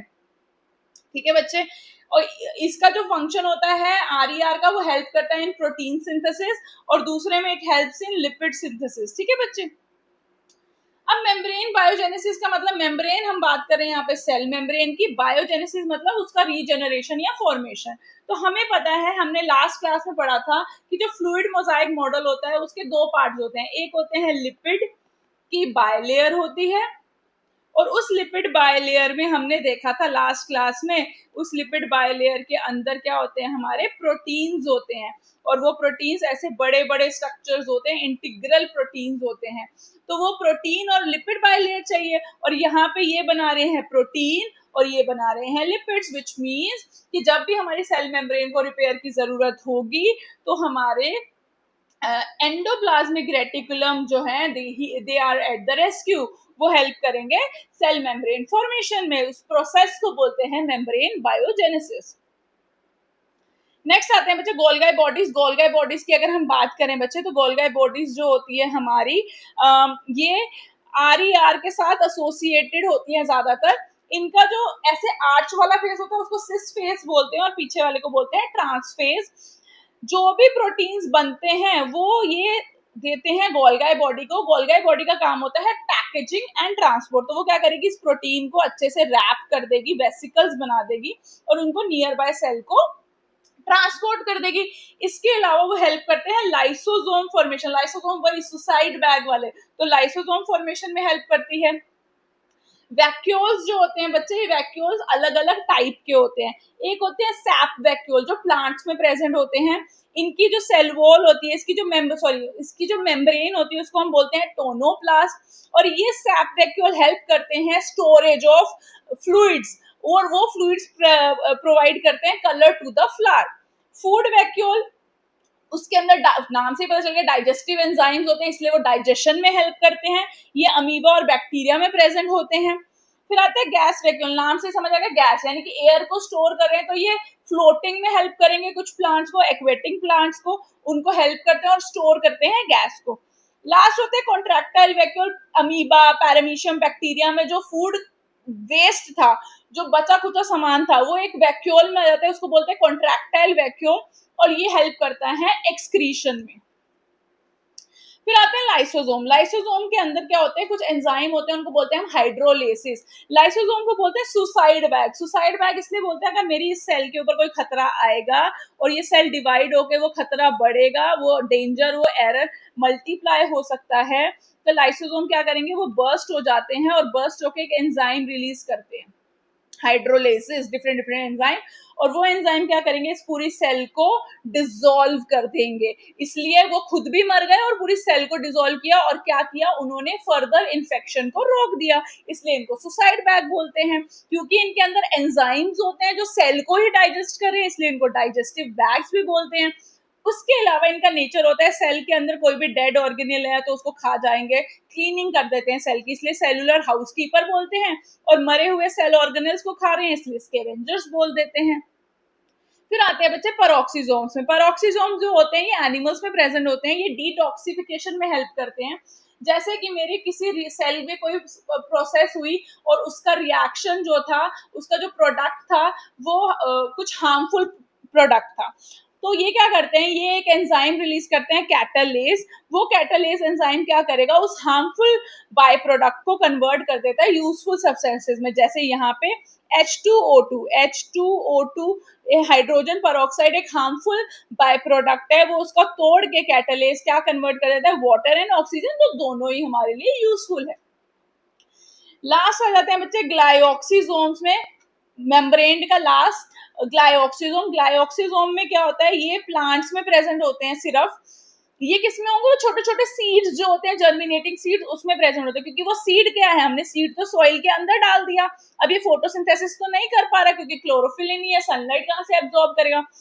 मतलब क्लोरोफिल है लेकिन एक्सपोज नहीं है ना सनलाइट से, फोटोसिंथेसिस नहीं हो सकती। तो ये जिम्नोस्पर्म सॉरी ग्लाइऑक्सिसोम्स जो होते हैं, ये स्टोर्ड यानी कि रिजर्व फूड मटेरियल होते हैं हमारे जर्मिनेटिंग सीड्स में। जब भी हमारी सेल को जरूरत पड़ेगी, ज्यादातर जब वो सीड स्टेज में होती है जर्मिनेशन के टाइम पे, तब तक, और जब तक वो खुद से फोटोसिंथेसिस नहीं कर सकती, तो ये स्टोर्ड फूड मटेरियल हमारे प्लांट को ग्रो करने में हेल्प करता है। डबल मेम्ब्रेन ऑर्गेनेल्स के बारे में, डबल मेम्ब्रेन ऑर्गेनेल्स की बात करें तो दो ही आते हैं उसमें, क्लोरोप्लास्ट एंड माइटोकॉन्ड्रिया। अब इनको हम एक और टर्म बोलते हैं, that is semi autonomous organelle. इनको हम सेमी ऑटोनोमस क्यों बोलते हैं? ऑटोनोमस तो आपको पता है कि सेल्फ वर्किंग है, सेमी मींस हाफ। ऐसे ऑर्गेनेल्स जो अपना काम पूरा खुद कर रहे हैं लेकिन कहीं ना कहीं वो डिपेंडेंट है उस बिगर सेल पे। किस पे डिपेंडेंट है? सिर्फ सर्वाइवल पे। रीजन भी क्लोरोप्लास्ट या प्लास्टिड्स बोलो, ये माइटोकॉन्ड्रिया का जो ये होते हैं, इनका मेजर काम क्या होता है कि अपना डीएनए इनके पास है तो ये रिप्रोड्यूस कर ले, मतलब अपनी कॉपीज बना लेते हैं, मल्टीप्लाई कर लेते हैं। इनके पास अपने खुद के राइबोसोम्स हैं, जिसका मतलब ये प्रोटीन्स भी बना सकते हैं, बट अपने सर्वाइवल के लिए डिपेंडेंट है दूसरे मतलब अपने सर्वाइवल के लिए डिपेंडेंट है वो बिगर सेल पे। ठीक है बच्चे, फिर आते हैं हम प्लास्टिड्स में। प्लास्टिड्स की बात करें बच्चे, तो प्लास्टिड्स जो होते हैं हमारे तीन तरीके के होते हैं। एक होते हैं क्लोरोप्लास्ट, एक होते हैं क्रोमोप्लास्ट और एक होते हैं leucoplast. Chloroplast as the name suggest green colour के होते हैं, इनमें क्लोरोफिल प्रेजेंट होता है। क्लोरोफिल का फंक्शन होता है टू एब्जॉर्ब सनलाइट, और जब वो सनलाइट को एब्जॉर्ब करते हैं तो वो हेल्प करते हैं फोटोसिंथेसिस में। क्रोमोप्लास्ट, क्रोमो मीन्स कलर, तो क्रोमोप्लास्ट जो होते हैं वो डिफरेंट कलर प्रोवाइड करते हैं हमारे प्लांट्स को, फ्रूट्स को, लीव्स को। इनके अंदर जो पिगमेंट होते हैं उनको carotenoids, xanthophylls, different different pigments present होते हैं। Last and very important, leucoplast. Leucoplast जो होते हैं ये कलरलेस होते हैं, ल्यूको मीन्स कलरलेस। इनका मेजर फंक्शन होता है स्टोरेज ऑफ फूड, ये फूड को स्टोर करते हैं। जब ये फूड को स्टोर करेंगे तो किस किस टाइप ऑफ फूड को स्टोर करते हैं? स्टार्च को, प्रोटीन को एंड फैट्स को। हायर लेवल पे अगर हम पढ़े तो जो स्टार्च को स्टोर करते हैं ऐसे ल्यूकोप्लास्ट को हम बोलते हैं अमाइलोप्लास्ट। जो प्रोटीन को स्टोर करते हैं उनको हम बोलते हैं एल्यूरोप्लास्ट, और जो फैट को स्टोर करते हैं उनको हम बोलते हैं इलायोप्लास्ट। ठीक है बच्चे, नेक्स्ट आते हैं स्ट्रक्चर ऑफ क्लोरोप्लास्ट। क्लोरोप्लास्ट का स्ट्रक्चर जो होता है बच्चे, उसके पास दो मेम्ब्रेन होती है, outer and inner membrane. Continuous membrane होती है, कोई फिंगर लाइक स्ट्रक्चर नहीं होता है। इसके अंदर जो जेली लाइक स्ट्रक्चर होता है उसको हम बोलते हैं स्ट्रोमा। स्ट्रोमा के अंदर कुछ स्टैक लाइक स्ट्रक्चर्स होते हैं, उनको हम बोलते हैं ग्रेना। और इसके पास अपना खुद का डीएनए होता है, और इसके पास अपने खुद के राइबोसोम्स होते हैं, तो ये प्रोटीन सिंथेसिस भी कर सकता है, इसलिए ये सेमी ऑटोनोमस ऑर्गेनेल है। ग्रेना को अगर हम ध्यान से देखें तो बहुत सारे स्टैक लाइक स्ट्रक्चर को प्लूरल बोलते हैं ग्रेना, सिर्फ एक की बात करेंगे तो बोलते हैं ग्रेनम। इस ग्रेनम के अंदर हमने ये चार स्ट्रक्चर बनाए हैं, मतलब ग्रेनम के 4 सब यूनिट्स हैं। अगर सिंगल यूनिट को निकाल के देखेंगे तो उसके अंदर एक ग्रीन कलर पिगमेंट होता है, वो ग्रीन कलर पिगमेंट होता है क्लोरोफिल। इसका काम होता है टू एब्जॉर्ब सनलाइट, और ये हेल्प करता है फोटोसिंथेसिस में। तो ये सिंगल यूनिट को हम बोलते हैं थाइलाकॉइड। आते हैं नेक्स्ट पे, जो दूसरा हमारा ऑर्गेनेल है उसको बोलते हैं माइटोकॉन्ड्रिया। माइटोकॉन्ड्रिया जो होता है ये powerhouse of the cell होता है। क्लोरोप्लास्ट होता है बच्चे kitchen of the cell. Kitchen of the cell भी बोलते हैं इसको। माइटोकॉन्ड्रिया जो होता है इसको हम बच्चे powerhouse of the cell भी बोलते हैं, और यही क्वेश्चन आता है। ठीक है, माइटोकॉन्ड्रिया को ध्यान से देखें तो इसकी आउटर मेम्ब्रेन तो नॉर्मल है, कॉन्टिन्यूअस है, लेकिन इनर मेम्ब्रेन में कुछ फिंगर लाइक प्रोजेक्शन है। इन फिंगर लाइक प्रोजेक्शन या इन फोल्डिंग्स को हम बोलते हैं क्रिस्टे। ये क्रिस्टे जो होते हैं ये सरफेस एरिया इंक्रीज करते हैं और यहाँ पे बहुत सारे रिएक्शंस होते हैं जो हम 11th क्लास में पढ़ते हैं। इन फिंगर लाइक प्रोजेक्शंस के ऊपर कुछ ऐसे स्ट्रक्चर्स हैं, इसको बोलते हैं F1 F0 या फिर F1 F0 पार्टिकल्स। ये जो स्ट्रक्चर होते हैं हेल्प करते हैं एटीपी सिंथेसिस। और एटीपी क्या होता है बच्चे? एटीपी सिंथेसिस मतलब जो एनर्जी प्रोवाइड करता है हमें, ठीक है। इनके पास भी अपने खुद के राइबोसोम्स है तो ये अपने खुद के प्रोटीन्स बना रहे हैं, इनके पास भी खुद का डीएनए है तो ये अपनी कॉपीज बना रहे हैं, और ये भी क्या है? सेमी ऑटोनोमस ऑर्गेनेल, ठीक है बच्चे। तो बच्चे माइटोकॉन्ड्रिया के बाद आते हैं हम मेम्ब्रेनलेस ऑर्गेनेल्स में। मेम्ब्रेनलेस ऑर्गेनेल्स अगर हम ध्यान से देखें बच्चे तो ये क्या होते हैं? इसमें आता है हमारे राइबोसोम्स और सेंट्रोसोम्स। राइबोसोम जो होते हैं वो स्मॉलेस्ट ऑर्गेनेल्स होते हैं, सबसे छोटे ऑर्गेनेल्स। इनका जो स्ट्रक्चर होता है वो दो स्ट्रक्चर्स में डिवाइडेड होता है, इसके दो सब यूनिट्स होते हैं। जैसे बर्गर होता है ना, एक बड़ा बन एक छोटा बन। बड़े बन को लार्जर सब यूनिट बोलते हैं और छोटे बन को स्मॉलर सब यूनिट बोलते हैं। और इनका काम होता है प्रोटीन सिंथेसिस, प्रोटीन फैक्ट्री तो ये है ही। प्रोकैरियोट्स और यूकैरियोट्स में हमने बार बार डिफरेंशिएशन में लिखा था कि एक के पास 70s राइबोसोम है, एक के पास 80s राइबोसोम्स है। 70s और 80s में क्या डिफरेंस है? 70s मतलब उसका जो लार्जर सब यूनिट है वो 50s है और स्मॉलर सब यूनिट जो है वो 30s है। यूकैरियोट्स में उसका लार्जर इज 60s और स्मॉलर इज 40s। अब क्या होगा कि मैम को तो प्लस माइनस में भी गड़बड़ है मैम का, ऐसा कुछ नहीं है। S स्टैंड्स फॉर बच्चे सेडिमेंटेशन कोएफिशिएंट। केमिस्ट्री में आप पढ़ते हो सेडिमेंटेशन रेट, कि किसी भी चीज का रेट ऑफ सेटलिंग डाउन, की कितनी देर वो नीचे आके सेटल होगा, उसको बोलते हैं सेडिमेंटेशन कोएफिशिएंट। और दूसरा S स्टैंड्स फॉर स्वेडबर्ग्स यूनिट, जो साइंटिस्ट था उसने अपना नाम दे दिया। अभी जो साइंटिस्ट था उसको थोड़ी सी बच्चे वो थी, क्यूरियोसिटी थी कि ये जो राइबोसोम है इसका वेट क्या होगा। अब एक तो सेल, उसको हम किस में देख रहे हैं? Under microscope. उस सेल का भी सबसे स्मॉलेस्ट ऑर्गेनल, उसका वेट करना तो बहुत ही सन की बात हो गई ना, थोड़ा थोड़ा साइकोपैथ नहीं था ये साइंटिस्ट। तो अब किया क्या उसने? एक सेंट्रीफ्यूज मशीन होती है बच्चे, सेंट्रीफ्यूज मशीन। ये सेंट्रीफ्यूज मशीन जो होती है, जैसे हमारे घर में मिक्सर ग्राइंडर होता है ना, वैसी होती है। इसमें हमने ये टेस्ट ट्यूब डाली, एक में हमने प्रोकैरियोटिक राइबोसोम डाल दिया, एक में हमने यूकैरियोटिक राइबोसोम डाल दिया, और उसको बहुत तेज तेज घुमा दिया, घड़ कर दिया, जैसे मिक्सर ग्राइंड में घड़ करते हैं। अब क्या हुआ जब उसने बहुत तेज घड़ करा तो थोड़ी देर के बाद ये सेटल डाउन हुए। तो हम ये सोच रहे हैं कि वो कितनी देर में सेटल डाउन हुए, वो हमने लिख दिया। तो प्रोकैरियोटिक्स जो थे बच्चे वो सेटल हुए 70s में, 70 सेकेंड्स मान लेते हैं, और यूकैरियोटिक्स हुए 80s में। अभी भी उसको शांति नहीं मिली, उसने क्या किया? इसकी लार्जर सब यूनिट अलग करी, इसकी स्मॉलर सब यूनिट अलग करी, इसकी लार्जर अलग करी, इसकी स्मॉलर अलग करी। अब इसलिए इन सब का प्लस माइनस बिगड़ा हुआ है, क्योंकि कलेक्टिवली जब वो सेटल डाउन हुआ तो 70s में हो गया, लेकिन जब अलग अलग किया तो लार्जर सब यूनिट हुई 50s में और स्मॉलर सब यूनिट हुई 30s में। सेम हुआ यहाँ पे, लार्जर हुई 60s में और स्मॉलर हुई 40s में। इसलिए इसका जो S वाला है वो डिफरेंट है, इसलिए 70s प्रोकैरियोट में होता है, 80s type of ribosome eukaryotes में होता है। ठीक है बच्चे, थोड़ा थोड़ा समझ आया? नेक्स्ट आते हैं बच्चे सेंट्रोसोम। सेंट्रोसोम्स जो होते हैं ये सिर्फ एनिमल सेल में प्रेजेंट होते हैं। जैसे ये हमारा न्यूक्लियस है, न्यूक्लियस के ऊपर ऐसे परपेंडिकुलर स्ट्रक्चर होता है, इसको सेंट्रोसोम बोलते हैं।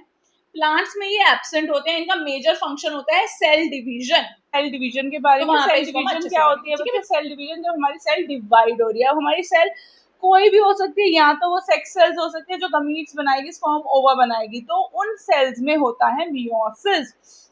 और जो नॉर्मल बॉडी सेल्स होते हैं, मेरी चीक सेल्स हो गए, आई सेल हो गए, फोरहेड के सेल्स हो गए, मेरे नेल्स के सेल हो गए, मेरे फिंगर के सेल्स हो गए, मतलब बॉडी के डिफरेंट स्ट्रक्चर के सेल्स जो हैं उनमें होता है बच्चे माइटोसिस।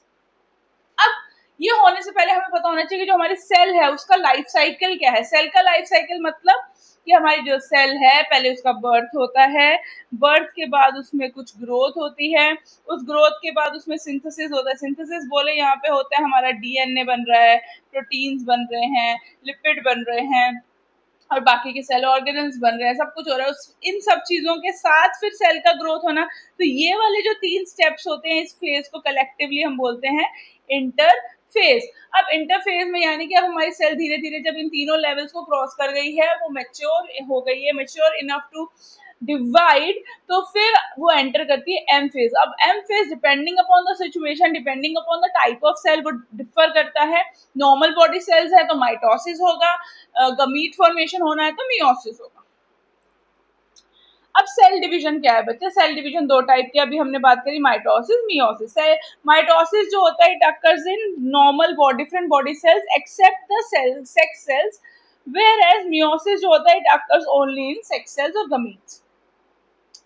और इधर क्या होता है माइटोसिस में, जितने नंबर ऑफ क्रोमोसोम से हमने स्टार्ट किया, 46 क्रोमोसोम थे मेरे सेल में, तो जो डॉटर सेल मिलेंगी उन दोनों के पास 46 क्रोमोसोम होंगे, विच मीन्स कि हमने जितने नंबर ऑफ क्रोमोसोम से स्टार्ट किया उतने ही हमें रिजल्टेंट मिलेगा। तो इक्वेशनल डिवीजन हुई कि इक्वल नंबर ऑफ क्रोमोसोम्स मिले और स्टार्टिंग से एंड तक इक्वल ही रहे। फिर आते हैं हम रिडक्शनल डिवीजन। मियोसिस में क्या होता है, नंबर रिड्यूस हो जाता है। क्यों रिड्यूस हो जाता है बच्चे? क्योंकि जैसे कि हमें पता है 46 क्रोमोसोम है होते हैं हमारे दोनों सेल के पास, तो अगर मैं मेल हूँ, मेरी बॉडी में स्पर्म बन रहे हैं तो 46 क्रोमोसोम है, और मैं फीमेल हूँ और उसकी बॉडी में 46 क्रोमोसोम है, और दोनों का फ्यूजन हुआ और जाइगोट बना। इस सिचुएशन में जो जाइगोट होगा उसके पास 92 क्रोमोसोम्स हो जाएंगे, जो कि बिल्कुल भी करेक्ट नहीं है। तो ऐसी चीजों को ओवरकम करने के लिए, ऐसी चीजें ना हो, तो क्या होता है, इनका रिडक्शनल डिवीजन हो जाता है, विच मीन्स इनका नंबर हाफ हो जाता है। जो हमारी सेल है, मदर सेल है, जैसे मान लो मैं एक बॉय हूँ और मेरी बॉडी में स्पर्म मदर सेल्स है, तो उसके पास 46 नंबर ऑफ क्रोमोसोम थे, तो ये डिवाइड होकर 4 सेल बनाएगी। उन चारों सेल के पास होते हैं 23 क्रोमोसोम, विच मीन्स कि रिड्यूस हो गए क्रोमोसोम नंबर, और इसको बोलते हैं हम रिडक्शनल डिवीजन। ठीक है बच्चे, आगे चलते हैं हम माइटोसिस पे। माइटोसिस के 2 स्टेप होते हैं, 2 पार्ट्स में माइटोसिस होता है। स्टेप तो 4 होते हैं, वैसे 2 पार्ट्स में होते हैं। सबसे पहले जब न्यूक्लियस डिवाइड होता है उस प्रोसेस को बोलते हैं हम कैरियोकाइनेसिस, और जब साइटोकाइनेसिस होता है, मतलब साइटोप्लाज्म का डिवीजन होता है, तो उसको बोलते हैं साइटोकाइनेसिस। तो सबसे पहले न्यूक्लियस डिवाइड होगा, सारे क्रोमोसोम नंबर फॉर्म हो जाएंगे, उसके बाद हमारा साइटोप्लाज्म डिवाइड होकर 2 अलग सेल बन गए। तो कैरियोकाइनेसिस में होता है पीमैट, यानी कि prophase, metaphase, anaphase and telophase, और साइटोकाइनेसिस में होता है हमारा नॉर्मल साइटोप्लाज्म का डिवीजन। अब अगर हम ध्यान से देखें तो बच्चे माइटोसिस में सबसे पहले हमारी सेल इंटरफेज पे थी, जब नॉर्मल जिंदगी जी रही थी, G1, S और G2 हुआ। यहाँ पे इस सेल के पास 46 क्रोमोसोम्स थे, लेकिन हम ड्रॉ सिर्फ कितने कर रहे हैं, 3। जस्ट एज एग्जाम्पल हमने 3 ड्रॉ करे, ठीक है, क्योंकि हम यहाँ पे 46 ड्रॉ नहीं कर सकते। सबसे पहले अब हमारी जो सेल थी वो इंटरफेस में थी, वो एंटर करती है माइटोसिस। जैसे ही माइटोसिस हुआ तो पहला स्टेप होता है पीमैट में प्रोफेज। प्रोफेज थोड़ा लंबा फेज होता है, तो प्रोफेज में सबसे पहले हमारे न्यूक्लियर मेम्ब्रेन डिसअपियर होती है, ऑर्गेनल डिसअपियर होने शुरू होते हैं, साइटोप्लाज्म कंडेंस होता है, और धीरे धीरे डीएनए की पैकेजिंग स्टार्ट होती है, जिसकी वजह से हमारे क्रोमोसोम जो है वो थोड़ा सा स्टार्ट टू अपीयर, एक पैक्ड फॉर्म में अपीयर होना शुरू होते हैं। प्रॉपर क्रोमोसोम नहीं बने, लेकिन हाँ थ्रेड लाइक स्ट्रक्चर बनने शुरू हो जाते हैं। ठीक है, प्रोफेज के बाद होता है मेटाफेज। अब मेटाफेज वाले फेज में, मतलब इस वाले रीजन पे आके क्रोमोसोम प्रॉपरली फॉर्म हो जाते हैं, और वो क्रोमोसोम अपने आप को अलाइन कर लेते हैं इक्वेटोरियल प्लेन में।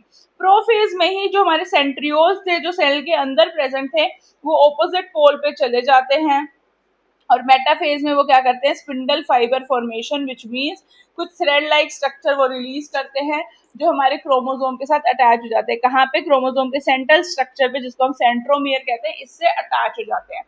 अब क्या होता है, उसके बाद आता है एनाफेज। अब दोनों को जब यहाँ से ज्वाइन कर लिया ऑपोजिट एंड से, तो इक्वल एंड ऑपोजिट फोर्स से उसको अपनी तरफ खींचते हैं, अट्रैक्ट करते हैं, पुल करते हैं एनाफेज में, जिसकी वजह से क्या होता है, ये जो सिस्टर क्रोमैटिड्स थी ये एक दूसरे से सेपरेट हो जाती है। जो एक साइड के दोनों ये स्ट्रक्चर दिख रहे हैं आपको, लीफलेट, इनको बोलते हैं सिस्टर क्रोमैटिड, सॉरी इन दोनों को बोलते हैं सिस्टर क्रोमैटिड। तो या सिस्टर क्रोमैटिड आपस से सेपरेट हो गई। जब ये सेपरेट हुई तो यहाँ पे कितने क्रोमोसोम थे, 1 2 3। अब 2 सेल बनेंगे तो कितने होंगे, 1 2 3 1 2 3। तो इक्वल नंबर रहा। अब टीलोफेज में वापस से न्यूक्लियर मेम्ब्रेन रीअपियर होनी शुरू हो जाती है। जैसे जैसे न्यूक्लियर मेम्ब्रेन रीअपियर होती है, अंदर हमारा साइटोप्लाज्म जो है वो डेंस नहीं, अब थोड़ा नॉर्मल होना शुरू होता है, ऑर्गेनेल्स अपीयर होने शुरू हो जाते हैं, सेंट्रियोल्स वापस आ जाते हैं, यहाँ पे सेल फर्रो बननी शुरू हो जाती है, सेल फर्रो या सेल प्लेट फॉर्मेशन शुरू हो जाता है, और हमें it is followed by telophase is followed by cytokinesis, यानी कि साइटोप्लाज्म भी डिवाइड हुआ, और रिजल्टेंट में हमें क्या मिला बच्चे, दो डॉटर सेल्स जिनके पास दोनों के पास 46 क्रोमोसोम थे। अगर हम यहाँ पे एग्जांपल के लिए तो 3 क्रोमोसोम थे, मतलब इक्वल ही रहा नंबर ऑफ क्रोमोसोम स्टार्टिंग से लेके एंड तक। ठीक है बच्चे, नेक्स्ट आ जाते हैं बच्चे मियोसिस। अब मियोसिस की अगर हम बात करें तो बच्चे मियोसिस होता है reductional division, number of chromosome reduce हो जाएंगे। जैसे मैंने अभी आपको थोड़ी देर पहले बताया था कि अगर मैं मेल हूं तो मेरी बॉडी में हर सेल में 46 क्रोमोसोम होते हैं। अब जो मेरे स्पर्म बनाएंगे सेल्स उनको बोलते हैं हम sperm mother cells. Sperm mother cells के हर एक सेल के पास 46 क्रोमोसोम है।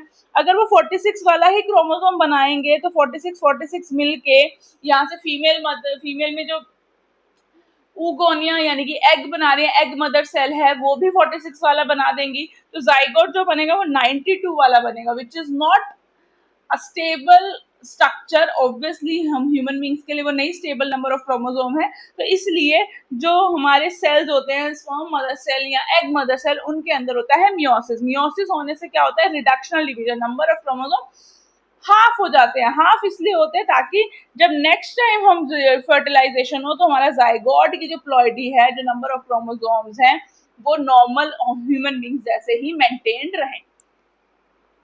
अब मियोसिस दो पार्ट में होता है, मियोसिस 1 एंड मियोसिस 2। मियोसिस में हम जो बात करेंगे वो बात करते हैं होमोलोगस ऑर्गन्स की, होमोलोगस क्रोमोसोम्स की। होमोलोगस क्रोमोसोम्स मतलब कि ऐसे क्रोमोसोम जो सेम हो, मतलब जैसे अगर आपको याद हो 8th क्लास में आपने सेक्स क्रोमोसोम की बात करी थी, जो 23 क्रोमोसोम होता है। आपने देखा था कि जो 23 अगर XX होगा तो एक इंसान फीमेल होगा, और XY होगा तो वो इंसान मेल होगा। सिमिलरली 1 to 23 के ऐसे ही पेयर होते हैं। अगर 1 क्रोमोसोम हाइट को कैरी कर रहा है, हाइट के कैरेक्टर्स को कैरी कर रहा है, सिमिलरली जो 1' है मदर से क्रोमोसोम आया है वो भी हाइट के ही क्रोमोसोम्स को, फीचर्स को कैरी करता है।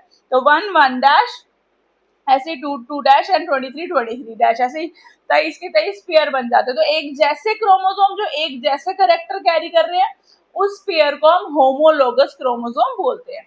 अब मियोसिस में क्या होता है बच्चे, वैसे ही इंटरफेस में हमारी सेल बहुत मस्ती कर रही होती है। अगर हम यहाँ पे बात करते हैं तो नॉर्मली हम 23 पेयर ऑफ क्रोमोसोम्स की बात करते हैं, लेकिन यहाँ ड्रॉ हम सिर्फ 3 पेयर्स कर रहे हैं। ठीक है बच्चे, तो इंटरफेज में वही प्रोफेज में सबसे पहले सब कुछ डिसअपियर होना शुरू हुआ, साइटोप्लाज्म कंडेंस होना शुरू हुआ, और प्रोफेज 1 में क्या हुआ, प्रोफेज 1 में हमारे जो ये स्ट्रक्चर्स थे उन्होंने अपने, जो हमारे क्रोमोसोम थे उन्होंने अपने होमोलोगस स्ट्रक्चर्स को ढूंढ लिया।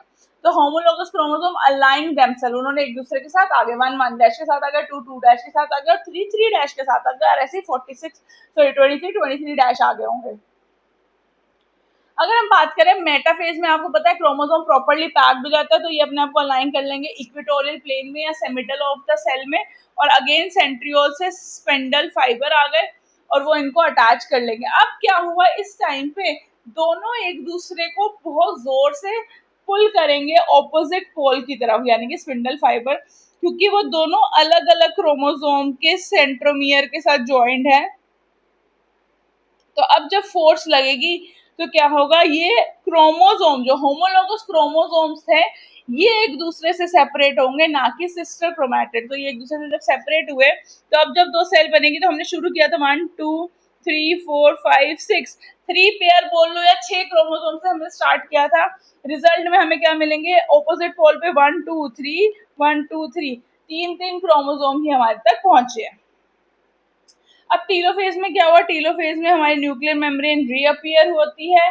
जैसे वो रीअपियर होती है और सारे ऑर्गेनेल्स वापस आते हैं, इस प्रोसेस को टीलोफेज कहते हैं। और साइटोकाइनेसिस फॉलोड बाय साइटोकाइनेसिस में अब हमें दो सेल मिली जिनके पास 23 क्रोमोसोम थे, या यहाँ पे हमने एग्जांपल लिया था 3 क्रोमोसोम्स थे। अब this is followed by meiosis 2। अब जब मियोसिस 2 होगा तो उसमें इंटरफेज होगा जो कि शॉर्ट लिव्ड होता है, ज्यादा लंबा नहीं होता इंटरफेज। जैसे अब हम एक सेल की बात कर रहे हैं, दूसरे में भी साथ साथ साइमल्टेनियसली हो रहा है, हम स्टडी एक को ही कर रहे हैं अभी, ठीक है बच्चे। मियोसिस 2, जब मियोसिस 2 हुआ तो इंटरफेज था, इंटरफेज से प्रोफेज में हमारे जो होमोलोगस क्रोमोसोम थे, ऐसा कुछ स्ट्रक्चर नहीं बचा। अब होमोलोगस क्रोमोसोम, जो 3 क्रोमोसोम हमें मिले इस डॉटर सेल में, या 23 क्रोमोसोम जो मिले हमें इस डॉटर सेल में, वो क्या होते हैं, धीरे धीरे प्रोफेज 2 पे, लेट प्रोफेज में अपने आप को अलाइन करने शुरू करते हैं, पैकेजिंग ऑफ डीएनए स्टार्ट हो जाता है। मेटाफेज में वो अपने आप को इक्वेटोरियल प्लेन पे अलाइन करते हैं, और जो सेंट्रियोल्स थे हमारे, सेंट्रियोल से क्या है, स्पिंडल फाइबर्स आते हैं, ये स्पिंडल फाइबर इनको अटैच करते हैं। और इस वक्त क्योंकि एक ही क्रोमोसोम था, सिस्टर क्रोमेटिड अब एक दूसरे से अलग होती है। एनाफेज में वही हुआ, ऑपोजिट पोल पे चले गए, लेकिन इस time 1 2 3 1 2 3 number of chromosome same रहेंगे मियोसिस 2 में। टीलोफेज में वही न्यूक्लियर मेम्ब्रेन रीअपीयर होती है, क्रोमोसोम्स बने और सॉरी अनवाइंड होके डीएनए अनवाइंड हो गया। उसके बाद क्या हुआ, हमारा सेल फरो आ गई और ये सारी चीजें हुई, और लास्ट में हमें क्या मिली, 2 सेल यहाँ से मिली, और जो हमारी साइमल्टेनियसली सेल में डिवीजन चल रहा था, यहाँ से 2 सेल मिली, 2 डॉटर सेल, 2 डॉटर सेल यहाँ से मिली, विच मीन्स कि एक सेल में जब मियोसिस होता है, एक मदर सेल, एक स्पर्म मदर सेल में, तो हमें आउटकम में कितने स्पर्म मिलेंगे, 4, 2 यहाँ से और 2 वहां से, ठीक है बच्चे। तो हमें टोटल 4 सेल मिले। तो यहाँ पे हमारा ये सेल डिवीजन का टॉपिक खत्म होता है बच्चे। इंडियन साइंटिस्ट, ठीक है, इंडियन साइंटिस्ट जो यहाँ पे बहुत इंपॉर्टेंट है वो है बच्चे, साइंटिस्ट जो है उनका नाम है Arun Kumar Sharma. He was renowned for his work on chromosome, तो उन्होंने क्रोमोसोम्स पे बहुत अच्छा काम करा है। वो बच्चे प्रोफेशनली बॉटनिस्ट थे, बॉटनिस्ट मतलब जो प्लांट्स को स्टडी करते हैं। उन्होंने प्लांट्स की टैक्सोनॉमी, एवोल्यूशन एंड डेवलपमेंट का काम किया। टैक्सोनॉमी मतलब क्लासिफाई, कि किस प्लांट को on the basis of different characteristic किस कैटेगरी में रखना है। उन्होंने कुछ लैब मेथड्स इन्वेस्ट किए कि कैसे क्रोमोसोम्स को हम स्टडी कर सकते हैं, जिसके लिए उनको पद्म भूषण मिला, शांति स्वरूप भटनागर अवार्ड भी मिला था, ठीक है बच्चे। Next very important, cancer. Cancer जो होता है बच्चे, कैंसर इज बेसिकली क्या, अनकंट्रोल्ड ग्रोथ ऑफ सेल। जब हमारे एक नॉर्मल सेल के अंदर, हमारे सारे नॉर्मल सेल्स की क्या होती है प्रॉपर्टी, ये मेरी एक नॉर्मल सेल है, ये ग्रो करेंगे ग्रो करेंगे ग्रो करेंगे ग्रो करेंगे, और जैसे ही वो ये ग्रो करते करते जैसे ही एक दूसरे के कॉन्टैक्ट में आएगी, अपनी नेबरिंग सेल के कॉन्टैक्ट में आएगी, तो क्या होगा बच्चे, जैसे ही ये सेल इस वाले सेल के कॉन्टैक्ट में आई तो इनकी ग्रोथ जो है वो रुक जाती है, वो स्टॉप हो जाती है। तो नॉर्मल में क्या है, कॉन्टैक्ट इनहिबिशन एक प्रॉपर्टी है, which means contact means touch, inhibition मतलब स्टॉप, रुकना, टर्मिनेशन होना। तो stoppage of growth of coming in contact with each other, तो ये नॉर्मल सेल्स होते हैं हमारे। अब इनमें से कोई एक सेल ने ये प्रॉपर्टी लूज कर दी तो वो बन जाता है कैंसरस सेल। मतलब इस सेल ने, ये सेंटर वाली सेल ने lost their ability of contact inhibition, मतलब इस सेंट्रल सेल ने ये प्रॉपर्टी अपनी लूज कर दी, जिसकी वजह से कॉन्टिन्यूसली ग्रो कर रहा है, कॉन्टिन्यूसली डिवाइड कर रहा है, नियर बाय सेल का खाना खा रहा है क्योंकि उसको कंटिन्यूसली डिवाइड करना है। तो ये कन्वर्ट हो जाती है कैंसरस सेल में, जिसके पास ये प्रॉपर्टी नहीं है ऑफ कॉन्टैक्ट इनहिबिशन, ठीक है। अब क्या हुआ, जैसे ही वो मास ऑफ सेल बना उसको हम क्या बोलते हैं बच्चे, ट्यूमर बोलते हैं। अब ये जो ट्यूमर है, ये ट्यूमर बिनाइन भी हो सकता है और मैलिग्नेंट भी हो सकता है। बिनाइन ट्यूमर वो ट्यूमर है बच्चे जो एक ही जगह पे कन्फाइंड रहेगा विदाउट डूइंग एनी इन्फेक्शन, किसी भी नियर बाय सेल को कुछ नहीं कहेगा, वो अपनी जिंदगी मजे से बैठ के जीता है। लेकिन मैलिग्नेंट ट्यूमर वो होता है जो चैन से नहीं बैठ सकता, अपने नेबरिंग सेल को इन्फेक्ट करेगा, वहां से दूसरी सेल उसको इन्फेक्ट करेगी, पूरा चेन रिएक्शन चल रहेगा ब्लड के थ्रू, मतलब वो इन्फेक्शियस है। और असली में जो कैंसर होता है, जो फेटल होता है, वो मैलिग्नेंट ट्यूमर ही होता है। तो ये remain confined to their original location and do not spread. और मैलिग्नेंट जो होता है डेडली होता है। इसकी जो प्रॉपर्टी होती है, जब वो एक जगह से दूसरी जगह इन्फेक्शन कॉज कर रहा है, उसको बोलते हैं मेटास्टेसिस। क्या बोलते हैं बच्चे, उसको बोलते हैं metastasis. These exhibit metastasis, that is, a cell from such tumors reaches distinct sites, and wherever they reach, new tumor is formed.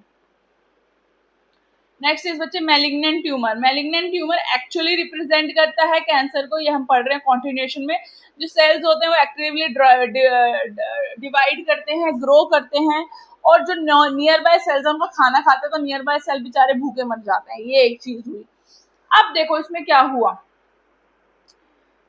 हमारी नॉर्मल सेल है, एनिमल सेल, उसका न्यूक्लियस है, उस न्यूक्लियस में डीएनए। अब इस डीएनए के अंदर कुछ ऐसे जीन्स होते हैं जिनको हम बोलते हैं बच्चे प्रोटो ऑन्कोजीन्स। इनको हम क्या बोलते हैं बच्चे? Proto oncogenes. ये प्रोटो ऑन्कोजीन्स बच्चे क्या करते हैं?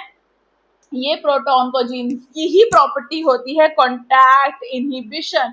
और जैसे ही किसी कार्सिनोजेन के यानी कि कैंसर कॉजिंग एजेंट के कॉन्टैक्ट में आते हैं, be it a virus, be it some chemical, be it rays, तो जब इनके कॉन्टैक्ट में आते हैं तो ये प्रोटो ऑन्कोजीन अपनी ये जो कॉन्टैक्ट इनहिबिशन वाली प्रॉपर्टी है उसको लूज कर देते हैं और कन्वर्ट हो जाते हैं ऑन्कोजीन्स। जिनके पास ये एबिलिटी नहीं है तो वो पर्टिकुलर सेल जिसके न्यूक्लियस में ये जो जीन था उसमें चेंज आया, वो पर्टिकुलर सेल बन जाएगी कैंसरस सेल। इसलिए onco means, oncology means study of cancer. ठीक है बच्चे। अब क्या क्या कॉजेज हो सकते हैं कैंसर के? कौन कौन से कार्सिनोजेंस हो सकते हैं या कौन से ऐसे वायरसेस हो सकते हैं? तो causes of cancer could be या कार्सिनोजेन। कार्सिनोजेन मतलब कैंसर कॉजिंग एजेंट्स, ऐसे एजेंट्स जो कैंसर कॉज कर रहे हैं। फिजिकल एजेंट्स में आ जाते हैं हमारे रेज, एक्स रेज, केमिकल में आ गए हमारे डाइज, और बायोलॉजिकल में आ गए वायरसेस। ठीक है। और ऑन्कोजेनिक वायरसेस जो होते हैं वो कैंसर कॉजिंग वायरसेस होते हैं। ऑन्कोजेनिक वायरस का अगर हम बात करें, दे हैव वायरल ऑन्कोजीन, उनके वायरल ऑन्कोजीन्स होते हैं, कैंसर कॉजिंग जीन्स होते हैं। तो मतलब वो क्या करते हैं, समटाइम जो नॉर्मल जीन्स होते हैं हमारी बॉडी में उसको कहते हैं प्रोटो ऑन्कोजीन, और उनको कन्वर्ट करके ऑन्कोजीन बना देते हैं जिनकी जो बेसिकली कैंसरस हो जाते हैं। अब किसी इंसान को ये प्रॉब्लम है, ये डिजीज है, कैंसर है, वो हम कैसे डायग्नोज करेंगे बच्चे? डायग्नोज करने के लिए हम क्या कर सकते हैं? बायोप्सीज कर सकते हैं, रेडियोग्राफी कर सकते हैं, कंप्यूटर टोमोग्राफी कर सकते हैं। मतलब बायोप्सी में क्या करेगा, जो सस्पेक्टेड टिश्यू हमें लग रहा है कि इस पर्टिकुलर टिश्यू में कैंसर हो सकता है, हम क्या करेंगे, उसका एक सैंपल, एक छोटा सा सेक्शन लेके उसको हम एग्जामिन करने के लिए भेज देंगे, जो माइक्रोस्कोप में उसको अच्छे से स्टडी करेंगे। दूसरा होता है डायग्नोज करने का तरीका रेडियोग्राफी। रेडियोग्राफी मतलब स्कैन। रेडियोग्राफी में क्या हुआ, हमें रेडिएशन देनी पड़ेगी, जैसे 3D x ray images, CT scan जो होता है, कंप्यूटर टोमोग्राफी, उसमें हम क्या करते हैं 3D एक्सरेज ले लेते हैं उस पर्टिकुलर ऑर्गन के। या फिर हम MRI स्कैन कर सकते हैं। MRI की फुल फॉर्म होती है मैग्नेटिक रेजोनेंस इमेजिंग। तो मैग्नेटिक रेजोनेंस इमेजिंग में क्या होता है, हमारे पैथोलॉजिकल एंड फिजियोलॉजिकल चेंजेस उसमें देखते हैं। मतलब कि हमारा कोई जो इन्फेक्टेड पर्सन है उसकी टिश्यू या ऑर्गन का वो जो हमें स्कैन मिला है वो एक नॉर्मल उसी सेम, अगर किसी के लिवर में इशू है तो लिवर, नॉर्मल लिवर कैसा दिखना चाहिए और इसका इन्फेक्टेड लिवर कैसा दिख रहा है, तो उन दोनों का कंपैरिजन करना ताकि हमें पता चले। और कैसे कंपैरिजन होता है? By magnetic fields and non ionising radiation. Next आते हैं मुझे ट्रीटमेंट ऑफ कैंसर। अब पता तो चल गया कि कैंसर है, अब इसको ठीक कैसे करना है। तो ठीक करने के 3 तरीके होते हैं। एक होता है रेडियोथेरेपी, कीमोथेरेपी आपने बहुत ही फ्रीक्वेंटली सुना होगा, बहुत कॉमन है। और लास्ट होता है इम्यूनोथेरेपी। रेडियोथेरेपी में पहले रेडिएशन से ये सब कुछ हुआ है तो और रेडिएशन देना, मतलब कि हमारी जो कैंसरस सेल थी उसको ऐसे रेडिएशन देना, बाकी बाय टेकिंग केयर कि नियर बाय सेल्स जो है उनको रेडिएशन से हार्म ना हो, तो रेडिएशन देके उस सेल को किल करने की कोशिश करना। ये देखो क्या लिखा, tumour cells are irradiated to death, also proper care is taken for protecting surrounding normal tissues. Chemotherapy, chemo means chemical, यानी कि दवाइयाँ, ऐसे ड्रग्स खाना जो पर्टिकुलरली उस ट्यूमर के लिए हैं और उस ट्यूमर सेल्स को किल करेगी। लेकिन इसके बहुत ज़्यादा साइड इफेक्ट्स होते हैं, जैसे कि हेयर लॉस, अनीमिया यानी कि ब्लड लॉस, वेट लॉस, सब कुछ लॉस ही हो रहा है इसमें। लास्ट है बच्चे इम्यूनोथेरेपी। इम्यूनोथेरेपी मतलब हमारे खुद के इम्यून सिस्टम को इतना एक्टिव होना पड़ेगा कि वो जाके इन कैंसरस सेल को किल करना शुरू कर दे। मतलब कि जैसे मेरी एक सेल है, जैसे किसी कोई पेशेंट है, उसकी कोई एक सेल है, ये सेल को हमारे वायरस ने इन्फेक्ट कर दिया। अब इस सेल की ड्यूटी है कि वो नियर बाय सेल्स को मैसेज पहुंचाए, कुछ कैसे, इंटरफेरोन, अल्फा इंटरफेरोन्स करके कुछ प्रोटीन्स होते हैं जो मैसेज लेके जाते हैं नियर बाय सेल्स के पास कि भाई हमारी सेल तो इन्फेक्ट हो गई है, अब आप अपनी जान बचाओ और यहाँ से भागो। तो वो जिसकी वजह से क्या होता है, they activate the immune system of patient and helps to destroy the tumour, और फिर वो जो एंटीबॉडीज और बाकी के सेल एक्टिवेट होंगे वो जाके आके उसको मारने की कोशिश करते हैं। ठीक है बच्चे, लास्ट बच्चे इसमें आपका जो टॉपिक है that is programmed cell death. Program cell death को हम हायर क्लासेस में एपोप्टोसिस भी कहते हैं। एपोप्टोसिस मतलब कि कोई भी सेल है उसकी एक फेट होती है कि इसकी लाइफ जो है, जैसे आरबीसी है वो 120 डेज जीती हैं, या प्लेटलेट्स है वो अराउंड 8 to 9 डेज का उनको सर्वाइवल होता है, उतना लाइफ स्पैन होता है। ऐसे डब्ल्यूबीसी का होता है 11 to 14 डेज। ठीक है, तो ऐसे डिफरेंट डिफरेंट सेल्स के डिफरेंट डिफरेंट लाइफ स्पैन होते हैं। तो अगर हम अपोप्टोसिस देखें तो ये प्रोग्राम सेल डेथ होती है, मतलब कि इतने टाइम बाद इसको मरना है। ये जीन रेगुलेटेड सेलुलर सुसाइड होता है। जीन रेगुलेटेड मतलब कि हमारे जो क्रोमोसोम है उनके अंदर पर्टिकुलरली एक जीन है जो ये कंट्रोल करता है कि किसको ऑटोमेटिकली इतने टाइम बाद मरना है। It is important for development tissue homeostasis, यानी कि टिश्यू का बैलेंस मेंटेन करने के लिए। ऐसे तो न्यू भी बनते जाएंगे और पुराने मरेंगे नहीं, तो बहुत ज्यादा number of tissues and cells हो जाएंगी बॉडी में, उसको मेंटेन करने के लिए, और immunity in multicellular organism, immunity create करने के लिए भी इम्पोर्टेंट होता है ये प्रोग्राम सेल डेथ।